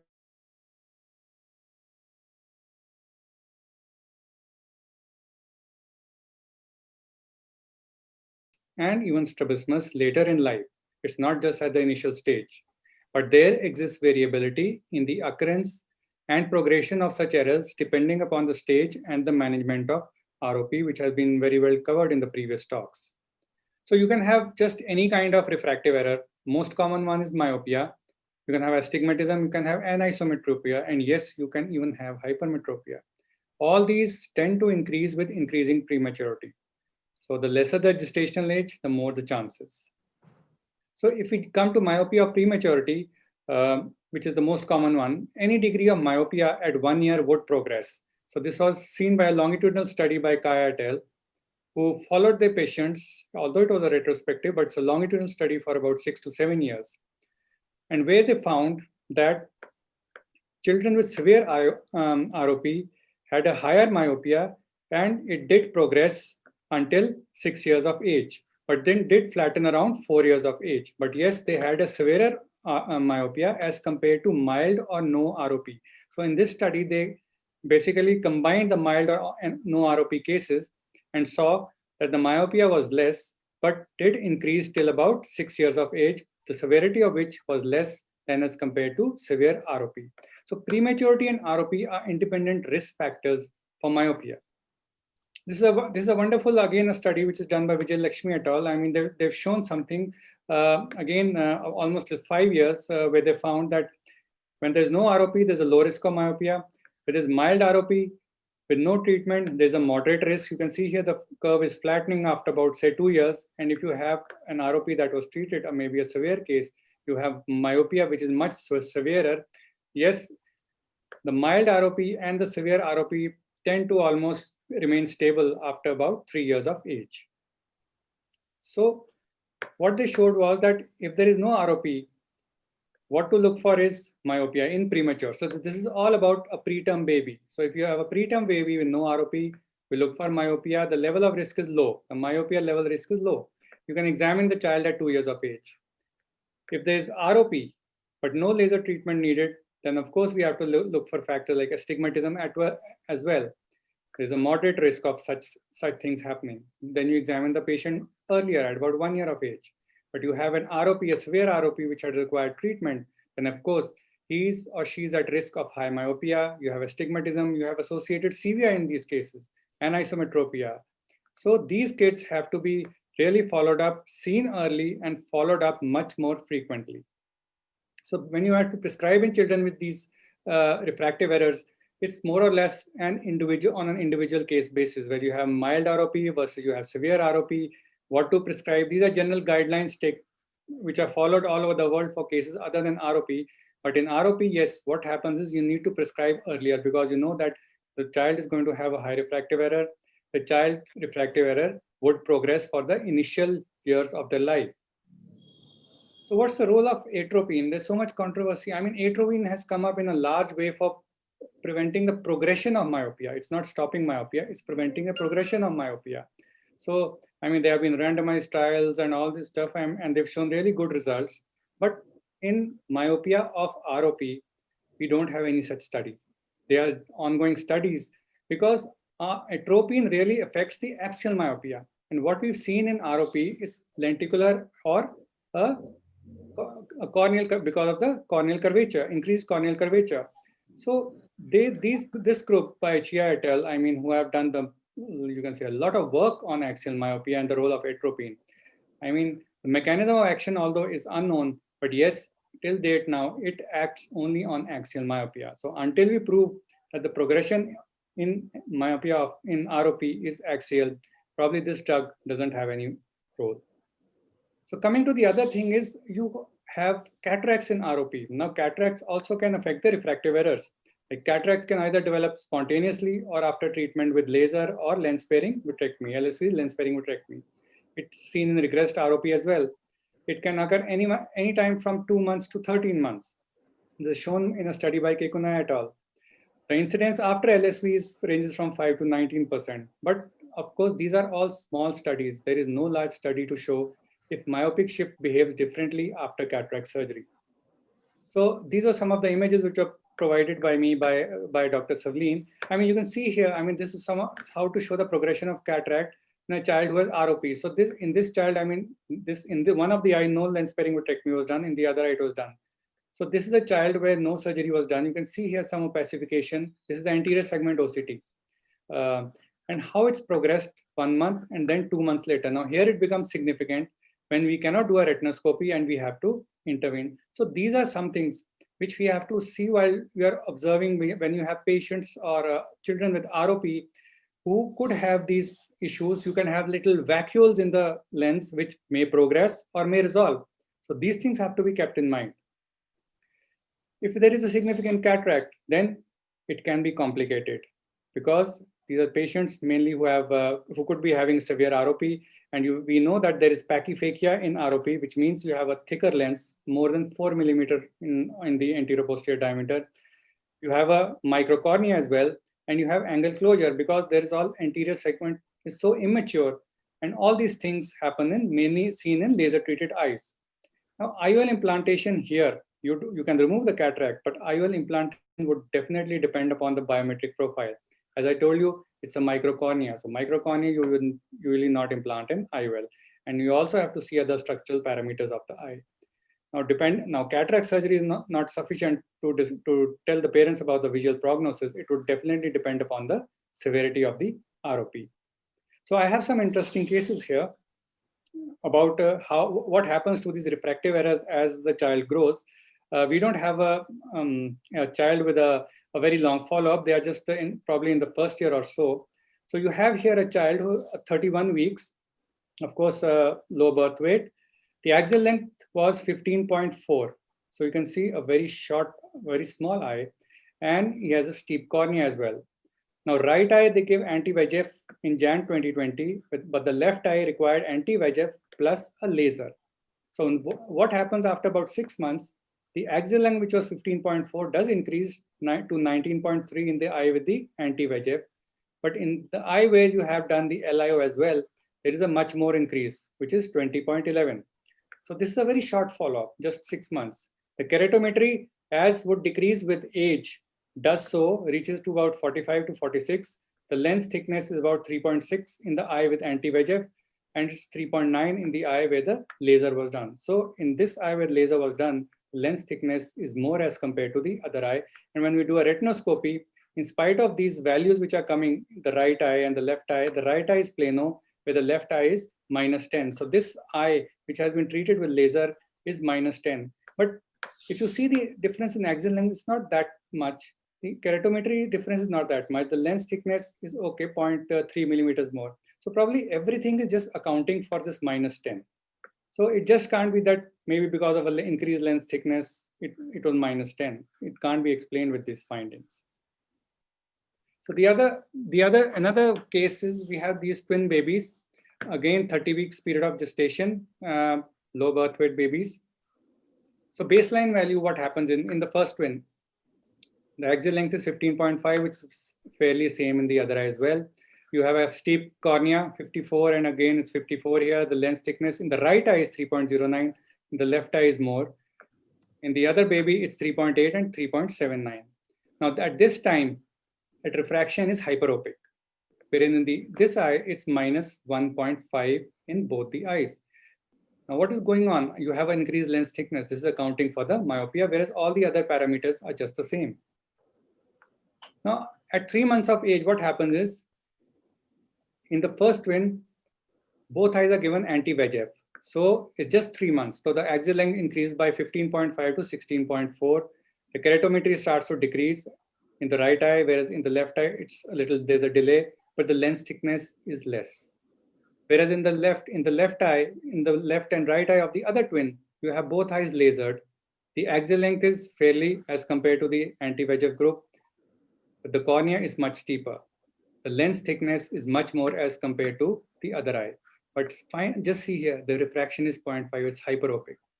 Although this is just 3 months, follow-up.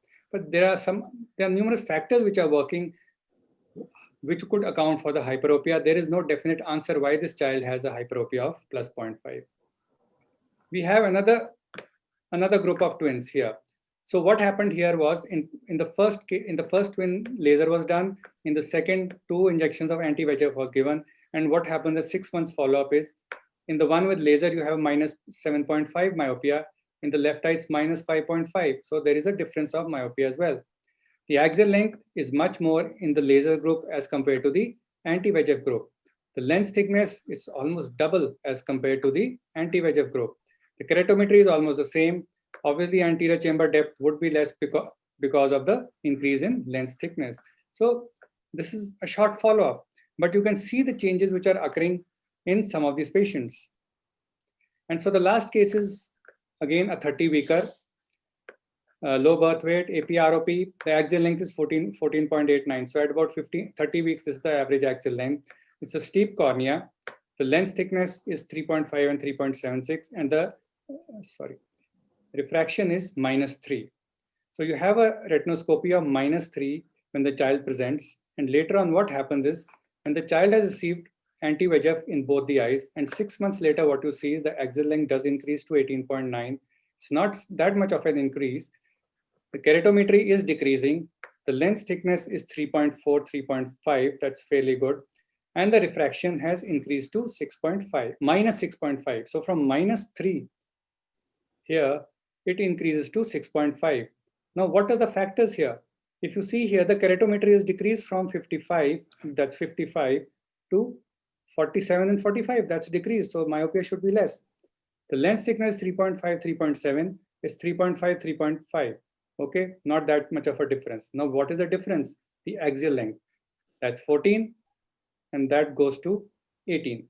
So we are not yet sure because it's just a 6 months follow-up, but things other than lens thickness and a steep cornea could be working in these babies. So I'll just summarize what I've just said, that predicting individual refractive outcome is not precise at the moment. From these 4 cases, as I've told you, maybe we require a longer follow-up. Myopia is less with anti-VEGF versus laser over a short period of 3 years. There are various studies on this. There's a meta-analysis on this. There's not much information regarding astigmatism, but yes, in these babies, we do require a long-term follow-up to manage the myopia and the lenticular opacities, which might progress or might regress. Atropine, there is no role as yet, but may be useful for selected cases only if you can prove that the progression of myopia is because of an axial component. However, the relative weight of refractive components, the axial length, the corneal curvature, the lens thickness for myopia of ROP during their follow-up, mind you, it's during the follow-up, because you already proven that at presentation, it's mainly because of lenticular and steep cornea. But during follow-up, what components are working, as we need to target those components, still requires more research. Thank you so much. And I'd like to acknowledge Dr. Savleen, who's provided me these photographs and the cases. Thank you, Dr. Jaspreet for an exhaustive coverage on the management of refractive errors in ROP. I will take some questions now for the previous talks. There are several congratulatory messages for all the talks, and I would like to take this opportunity to thank all the attendees on behalf of all the speakers for being part of this webinar.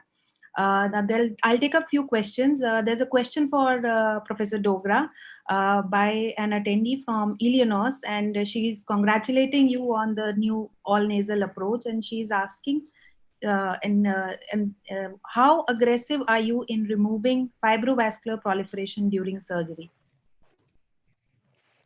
I think it's a very good question. What we have learned, in fact, this part I always give credit to Dr. Michael Tracy. He always believed that we should do minimum. And that is the policy, at least I followed right from beginning when I started surgery. And if we follow that policy, we are always sort of at a, when we are performing surgery, then we are not overdoing. So the aggression with removal of fibrovascular proliferation should not be there. In the beginning, I thought I can cut most of the fibrous tissue, and has landed up with a iatrogenic break, and that could be end of the case. So I think you learn that you do the minimum. And what can be done is, and which is possible in some cases, that if you can remove the hyaloid posteriorly near the optic disc or the posterior pole, I think these cases do very well. And you will realize that even if you have not removed that, but you have removed as much vitreous as possible from everywhere, wherever you can go very easily, and remove as much of fibrous tissue which can be safely removed. Otherwise, it is not must that you must go for hyaloid. That is not something which we should be following.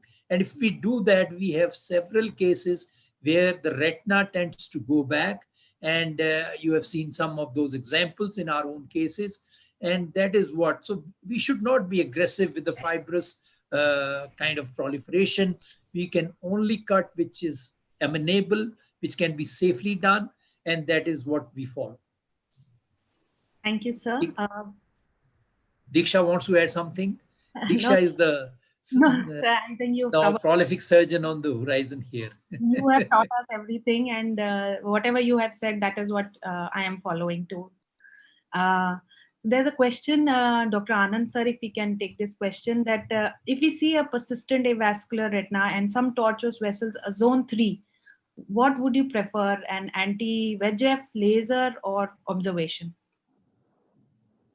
I think that you'll have to correlate with the tempo of the disease, what has been in the past few weeks. Second, you'll have to correlate with the postmenstrual age. If we are still in that acute period of between 37 and 44, then the obvious decision would be to observe. And weight gain also, because the post-natal weight gain with the insulin growth factor increasing will usually tend to decrease the ROP chances of the disease itself and promote vascularization.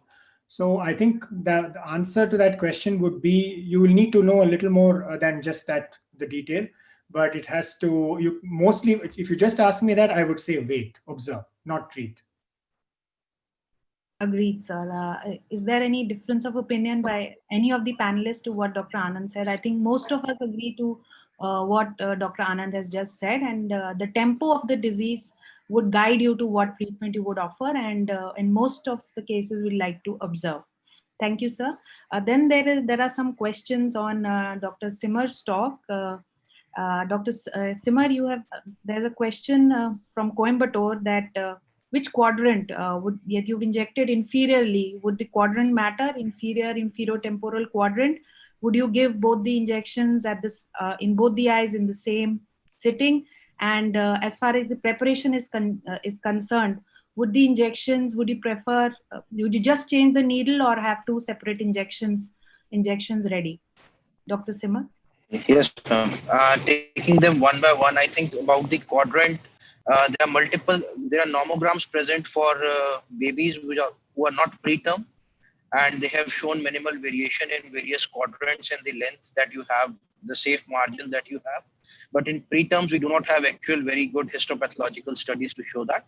But I think the range that we have of about 0.75 to 1.25, 1.5 millimeter is good in any quadrant.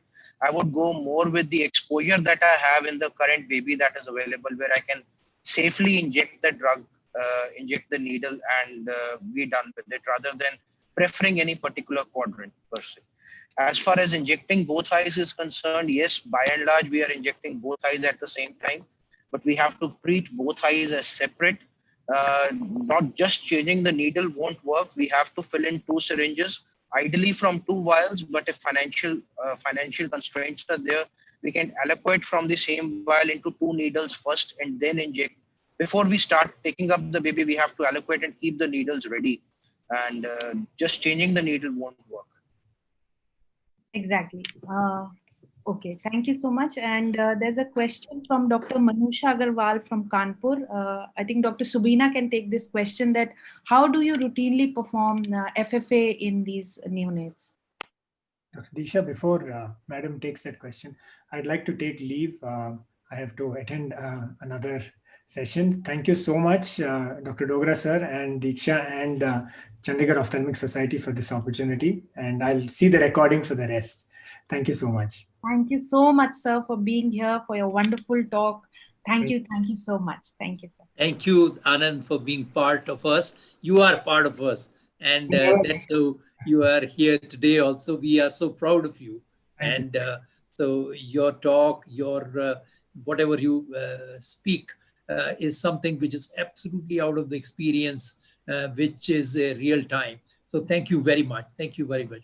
Thank you. Thank you, everybody. Thank you.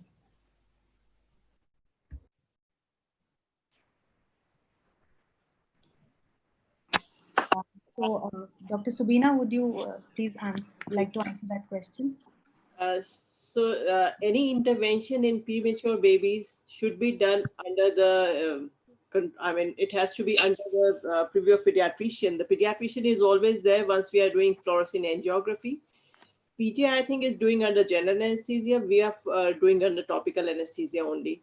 Baby does cooperate well, but it's always with the pediatrician around us, and we are fully equipped with any oxygen or any side effects of FFA. And for the past 2 years, we have been doing it. We've not had any side effect of FFA or the baby when the baby had to be rushed to NICU. They've all done pretty well. And the dosage is you make the pediatrician fix the cannula, and then you put 1 milligram per kg dosage, 10% fluorescein angiography. Dye we use sodium fluorescein because that gives you some volume. Otherwise, it's a very little volume, tiny little if you use 20% or 30% dye. So you go ahead with 10% so that it gives you some volume to inject into the eye. So that's how I would do. And then you should have your video camera on, because your RedCam has the video camera on. It is just less than 5 seconds, which it takes once you're injecting into the hand. It reaches, within 5 seconds, it reaches the eye. So your camera has to be on once you inject the dye. In no time, you will start seeing the movement of the dye inside the eye. First, you record the video. After recording video, you just extract your stills from the video. Thank you, Dr. Subina. Thank you very much. Something different, I don't know, but you do under general anesthesia, I know that. Yes. So now we move on to the Novartis-sponsored talk, which is ranibizumab in ROP, the Rainbow Trial by Dr. Vipin Vik. Dr. Vipin, could you please share your slides?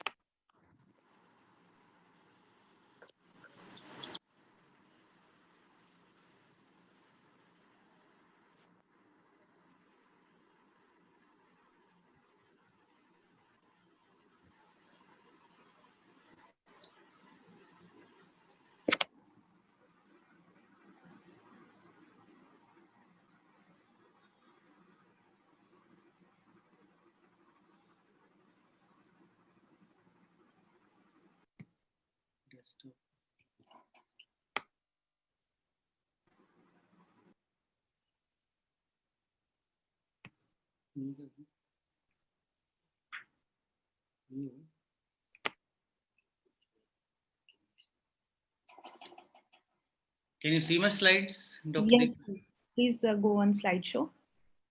Yeah, okay. Okay, good evening. I think we are already running out of time, scheduled time. But thanks Diksha and thanks Chandigarh Ophthalmological Society and thanks Novartis for giving me this opportunity. Before I start my talk, I would salute to Dr. Dogra on this Teachers' Day because if it were not for him, I would not be doing ROP today. And somebody asked me, I'm a retina surgeon, so all of us are. Somebody asked me, what is the closest to your heart? I said ROP. So that shows my passion and all of you's passion in this field. It's an excellent webinar. I'll just put in a few points in Rainbow Trial because most of it has been already covered by Dr. Gaurav Sanghi and Dr. Simar. So basically, you all know that the standard of care for type 1 ROP or treatable ROP, which Dr. Madam from... Please go on slideshow. Okay, slideshow. Slideshow. Okay. Play. You can play. Yeah. Okay, okay. So the standard of care for type 1 ROP has been laser. We all know that. However, there are smaller studies like anecdotal reports, individuals doing only monotherapy with anti-VEGF or maybe combination therapy and things like that. In fact, there has been only one large trial involving bevacizumab as far as the ROP is concerned, comparing its efficacy to laser treatment. We all would agree that the injections are so much easier to administer. They take much lesser time than laser, and you can even give it under a drop of paracaine. However, there are some risks also. The lens is large in these eyes, you know that, globular and a small eye. There can be a lens touch. Injection can cause endophthalmitis. Then there are issues of systemic suppression of VEGF. And these babies need to be seen sometimes at 60 weeks post-menstrual age, or maybe more also. Then Dr. Sanghi showed probably some sawtooth pattern of abnormalities after anti-VEGF injections. There can be vascular dilatations. There can be capillary non-perfusions after these anti-VEGF injections. These are the issues. But intravitreal anti-VEGFs are here. They have come in the last 15 years and they are here to stay. They are being used for vasoproliferative retinopathies like diabetic retinopathy or neovascular AMD.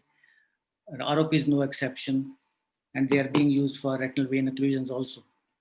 As I said, the BEAT ROP was the largest clinical trial to compare the efficacy of bevacizumab with laser. There were some differences to it from this Rainbow trial. I'll come to that. But there are still some questions which were unanswered, like which agent to use, what is the efficacy of each agent, what is the real dose of that drug, and the need for retreatment. And when do you treat again?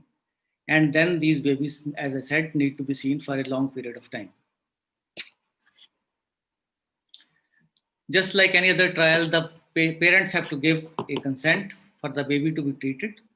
The babies had to be less than 1500 grams of either sex, and they should be having an ROP type 1 in both eyes. There should not be any ocular or neurological comorbidities that might result in the confounding visual impairment, and there should not be active ocular infection for the fear of causing endophthalmitis following injection.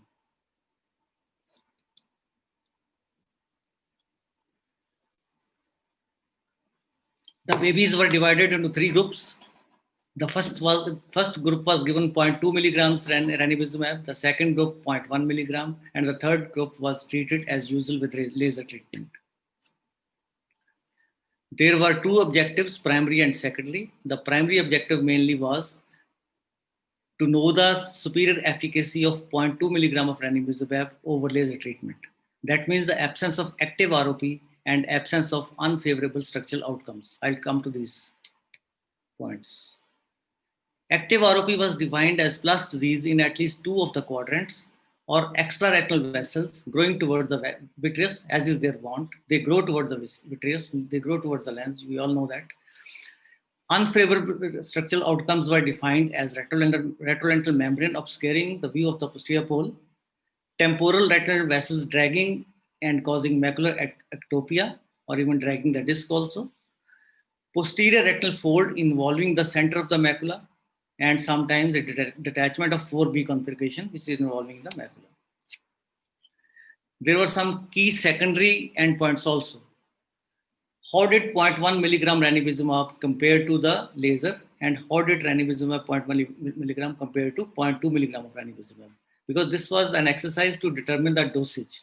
Because if you remember in the CARE ROP study, they compared 0.2 and 0.12, and they had some other conclusions, but against the rainbow conclusions. Then the secondary objectives, the other objectives were time to intervention with a second modality. For example, when do you intervene again, or development of active disease, or unfavorable outcome, or death. Death was also considered as a failure. Death is not common in these babies. Many of them die during treatment, and this was also considered a failure in the rainbow trial.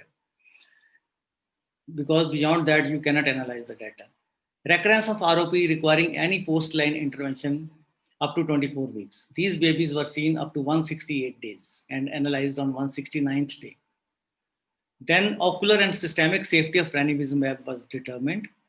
Pharmacokinetics of ranibizumab were also seen by taking the serum samples, blood samples, and the systemic VEGF levels were also measured, because there are issues very well known that these VEGF is important for neurodevelopment and organ development in these growing babies. So these are the numbers. Total of 230 patients were taken, 5 were excluded for some reason, 225. Then it came down to 214 babies, which were divided almost equally into 3 parts for 0.2 milligrams, 0.1 milligrams ranibizumab, and laser. The baseline characteristics of all 3 groups were very well balanced. Geographical region, they were from 2 regions actually. Region 1 was the more developed countries where the neonatal mortality rate was less than 5 per 1,000 live births as they are measured. And region 2 was less than more than 5 neonate deaths per 1,000 live births. That means they represented almost whole of the world, in the sense that the developing nations and the developed nations also.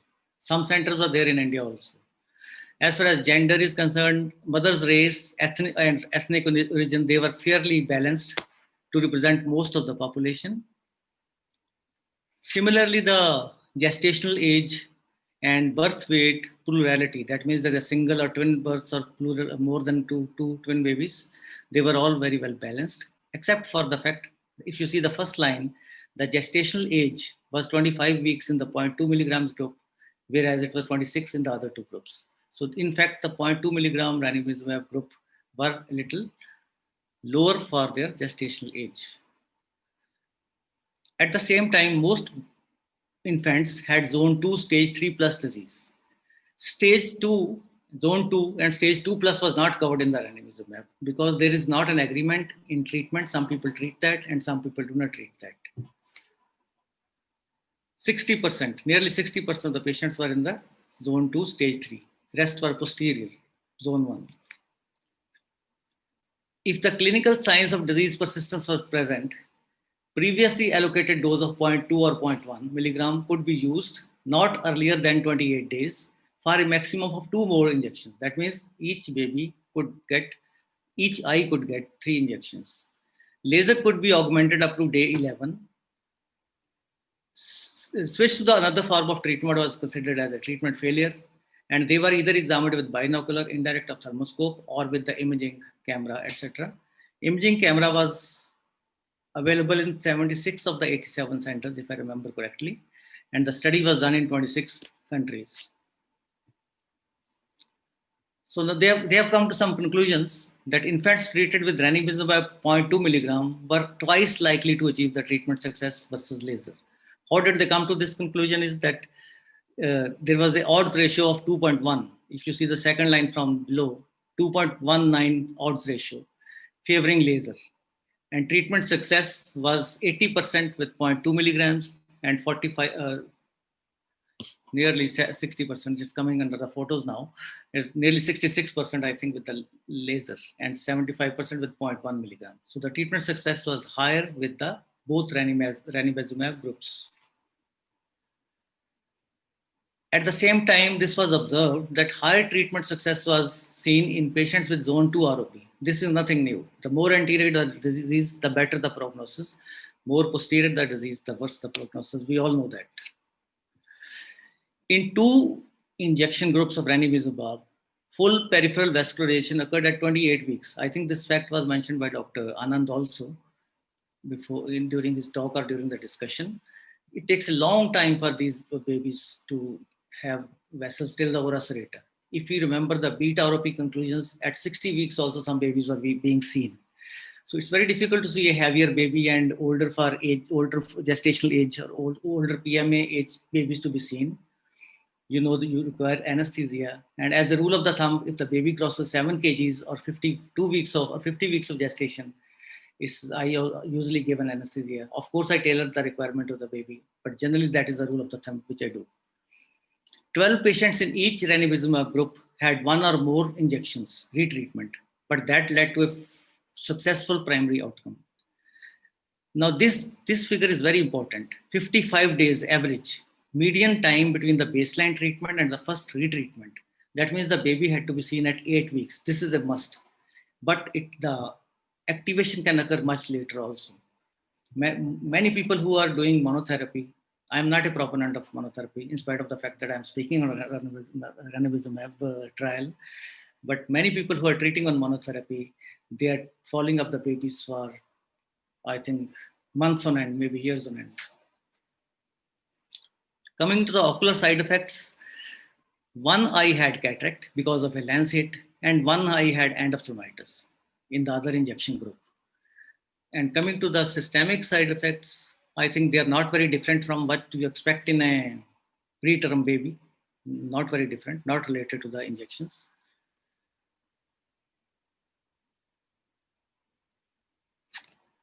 So it was seen that ranibizumab 0.2 milligrams was superior to laser as the proportion of successful outcome was greater in the 2.2 milligrams group.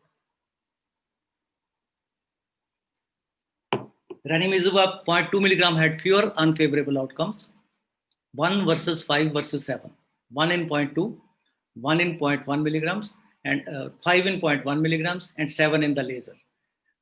Unfavorable outcomes were that fold passing through the retina and things like that, active new vessels or plus disease more than 2 quadrants.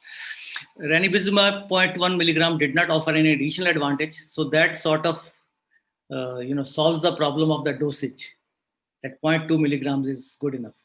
But CARE ROP said that 0.12 milligram is as good as 0.2. But that was a very small 30 babies study in Germany, which was like a pilot trial. Highest risk of unfavorable outcome occurred in the zone 1 in all 3 groups reported in the previous studies. This is understandable. And switching treatment was common in all 3 groups because they kept the switching of treatment at a very low threshold because they did not want any eye to go blind or any eye to worsen. So that is why they started switching very quickly. So that is why the switching percentage was higher. At the same time, as I said, that 26 countries were involved. Care providers were from a wide range of settings and experience. So was the population. According to the studies and what Indian ROP, what I learned from attending IROP, the Hispanics do not do so well after laser. So that might be one reason. Second reason could be that doing a laser in a baby, the skill is not common. In India, we are very fortunate that we have Dr. Subhadra Jalali and Dr. Mangal Dogra and you people in the PGI faculty. I was trained in Netrale. Dr. Gopal was there. During my fellowship, though, it was in the year 1991. He was going, but I was not going. ROP was not important in those days, but very soon it became important. But I came back and then I saw Dr. Dogra and then I started. I started nearly 15, 20 years ago. Training in the use of fundoscopy to determine primary outcome was provided, and all centers did not have the imaging facilities. We do not have the imaging facility. I see nearly 50 babies, 50 screenings in a week, not 50 babies, but 50 screenings in a week, but we do not have any imaging facility. This trial was open label, non-masked and non-placebo controlled. That is another weak point. Observers could be having a bias. Somebody has a bias for laser. Maybe I have a bias for laser. I will say that laser is working better than the injection. Forgive me, Novartis. Retreatment decisions for ranibizumab were restricted to 28 days. So that is also another weak point. Although both trials evaluated anti-VEGF therapy in ROP, Rainbow and Beat ROP are not comparable in many senses. Beat ROP was done only in one group of children in America. I think 150 babies, out of which 143 or so were eligible for data collection. Rainbow was done in 26 countries, different populations. Both studies had a different protocol. Here we are looking at the death or the active ROP or structural outcome, unfavorable structural outcomes. These are not directly comparable. Beat ROP, were looking at the reappearance of recurrence of neovascularization. In between the course of the trial, they changed it to treatment required for the neovascularization, if I remember correctly. In Rainbow, a composite outcome was measured, that is survival without active ROP, unfavorable structural outcomes, and treatment switch. Then they studied the serum half-life. At 9 days, it was very minimal, ranibizumab. Whereas bevacizumab is a bigger molecule, you all know that it lasts for 21 days. At 9 days in these babies, ranibizumab was still detectable, but very minimal. Then VEGF mediated angiogenesis is a very big concern while using VEGF, anti-VEGF in preterm babies, because they are at a stage of development. Then they looked at the VEGF levels also. For that, they took the plasma and not the serum, because when the serum is taken, the blood clots and the platelet cohesiveness, it releases VEGF. So that is going to increase the VEGF level artificially. So that is why CARE also did that. And what they saw was that VEGF was not suppressed much in any one particular group as compared to the other. This is a data showing that, but that is their observation. So just to conclude, a treatment success rate of 80% was achieved with ranibizumab 0.2 milligrams versus 66% with laser.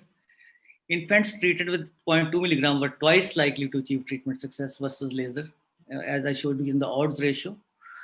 Ranibizumab 0.2 milligram and 0.1 milligram were well tolerated. They were fairly safe, but 0.1 milligram did not show any additional advantage to 0.2 milligrams.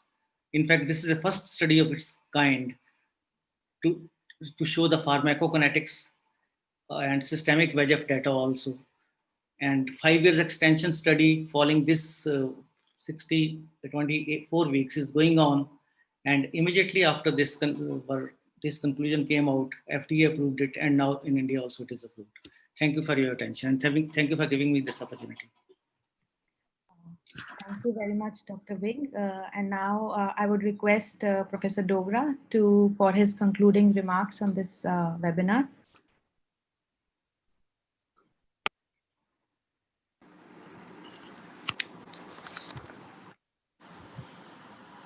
Sir, we cannot hear you.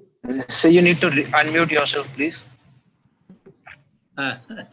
First of all, I must thank Dr. Vipin Vig for giving a very good balanced view of the Rainbow trial. And since we are into a new era and we have approval of DCGI as well as the data available, whatever we have, you have very nicely presented that. And I also thank you for giving me credit for initiating into the field of ROP. So thank you very much for that. I really congratulate Dr. Diksha here, as well as the Chandigarh Ophthalmology Society. Dr. Spreet is still here. I'm impressed. I think he only deals with the babies, and Savleen, of course. They deal once we have already created something there in the later part. So thank you very much, Dr. Spreet, for putting up this as a president of Chandigarh Ophthalmology Society, this webinar today, and looking at the questions which Diksha got from all over, everywhere across the country. That was really something which was very, very sort of impressive thing for all of us. Otherwise, mostly it could have been a more of a local affair. So all aspects have been covered so well. I think right from the beginning, the initial talk by Ajay, I think, which was so important, especially at this time. I think he put up that protocol in a way where what we need to do at this time, that was so appropriate. So thank you, Ajay, for bringing all the points. And I know your passion also about ROP. I think when you had just come to, I think, Coach Kapura way back, I think you called me that time, and you organized the first workshop there. I'm still reminded of I that. think 2007 or 8.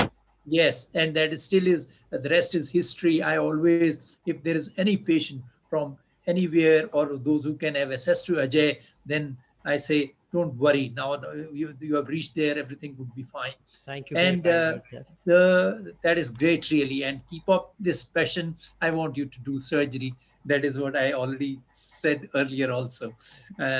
And all other talks. I think after that, whether it was Sabina is gone, and she did a remarkable job, especially talking about the which which are these treatment warranted babies, and that was something which is very, very important. We should not sit on them. We discussed a little bit of that partner, and of course I may be forgetting here the whole sort of a the sequence of events, and obviously Anand talked about a laser treatment, which has been his passion right from the PGI days. I think, and doing that kind of a laser, which he has very nicely demonstrated the smallest nuances. If we follow that, I think our success rate will be as good as Anand has, or other people, those who are expert in that particular sort of a treatment for a long time. And regarding the anti-VEGF part, which was discussed very, very nicely by Simar as well as Gaurav, I think that is the era we are in. That is how we are getting liberalized more and more. And you talked about that we have to use this kind of therapy, how you give injection. Very nicely, Simar, you brought out, and you had a very good video on that, as well as what modification need to be done. That's a great thing. And where we need to inject them. I think we can't get away now that many of our zone 1 disease and APROP would require injection.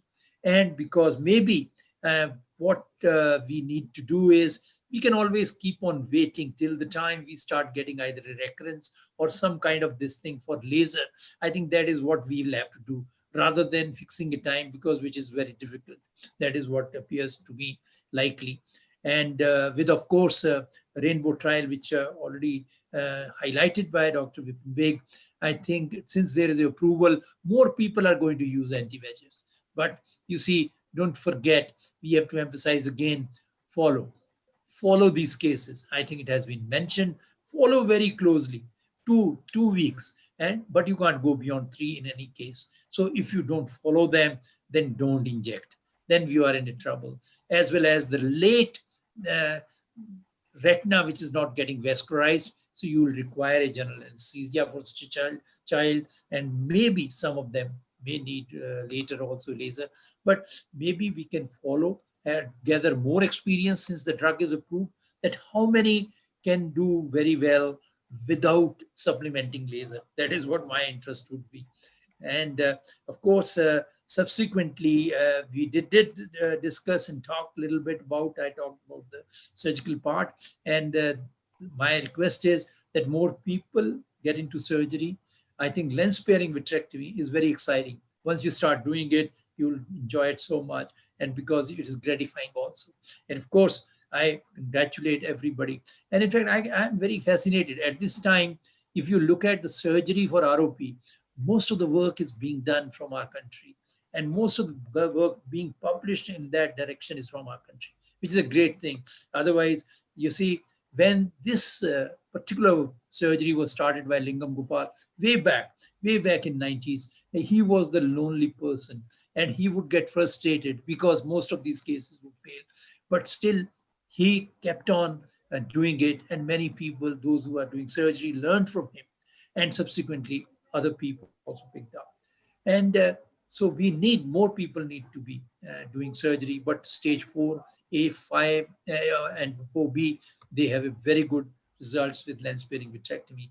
And we had a real something different altogether today, talking about the evolution of refractive error as well as the refractive error itself. These two talks were the most interesting, at least to me, because this is something which I heard for the first time. And these should be made part of our, you see, whenever we have these talks on ROP, So we learned a lot from both. And there is so much to be done in that area. I remember I would tell Savleen, and in fact, I had the good fortune of having her as a research associate for 3 years with me. And her project was approved on ROP. And that's how she got initiated into this. And that was the time, in fact, Jaspreet had gone to UK, where he was that time. And I think she had a much more closer observations made. And it's a great time for PGI to carry on this work when Savleen is there now. And of course, Jaspreet is back, under whose patronage this can be taken further. There's a lot to be done in this area. And of course, Dr. Vipin, I already talked about you, but Dr. Diksha, you deserve all the credit for the whole program, for conceptualizing it, and sort of the way it has been done. We covered each and every aspect of ROP. I don't think we have left anything today in this particular webinar. So thank you very much from my side for that. And thanks all of you. Anand is not there, and I thank him also. He's been my favorite always. And so are most of you here. And I've been very fortunate to have great people working with me. Great team, great team. That is what has given me so much of happiness. Thank you very much. Thank you very, very much, sir, for all the patronage that you always give. I would like to conclude my statement, this webinar. First and foremost, I would like to thank all the attendees for attending with such enthusiasm, posting questions on such a niche area. I think ROP as an exclusive topic, still there are so many attendees, more than 250 attendees for this niche topic on of ROP. And all the speakers for accepting and presenting such wonderful talks and giving an insight. It was truly ROP covered 360 degrees. I would also like to thank Dr. Jaspreet again for allowing this webinar to be conducted under the aegis of COS, and Dr. Chintan Malhotra, who personally could not be present today, for also providing all the support, encouragement, and help. So we have overshot a lot of time. So thank you. Yeah, thank just you very one much. last comment. It was an honor on behalf of Chandigarh Ophthalmology Society's Professor Dogra to have you here in our webinar. It is indeed always a pleasure to listen to you, the way we have been doing so through our junior NC days. Thank you so much, sir, for being part. And of course, it would not have happened without the rich contributions by all the other speakers. Absolutely brilliant. And we have, on top of that, the icing, you have a brilliant moderator here, Dr. Diksha. Thank you so much. Yes. Three cheers. Three cheers to Dr. Diksha. Thank you, ma'am. Thank you. Thanks a lot. Thank you, everybody. Thank you. It has been. Thank you, sir. Thank you. Thank you. Especially here, Vipin and Ajay have been, it's wonderful. You stayed all throughout, and it's a pleasure. Absolutely.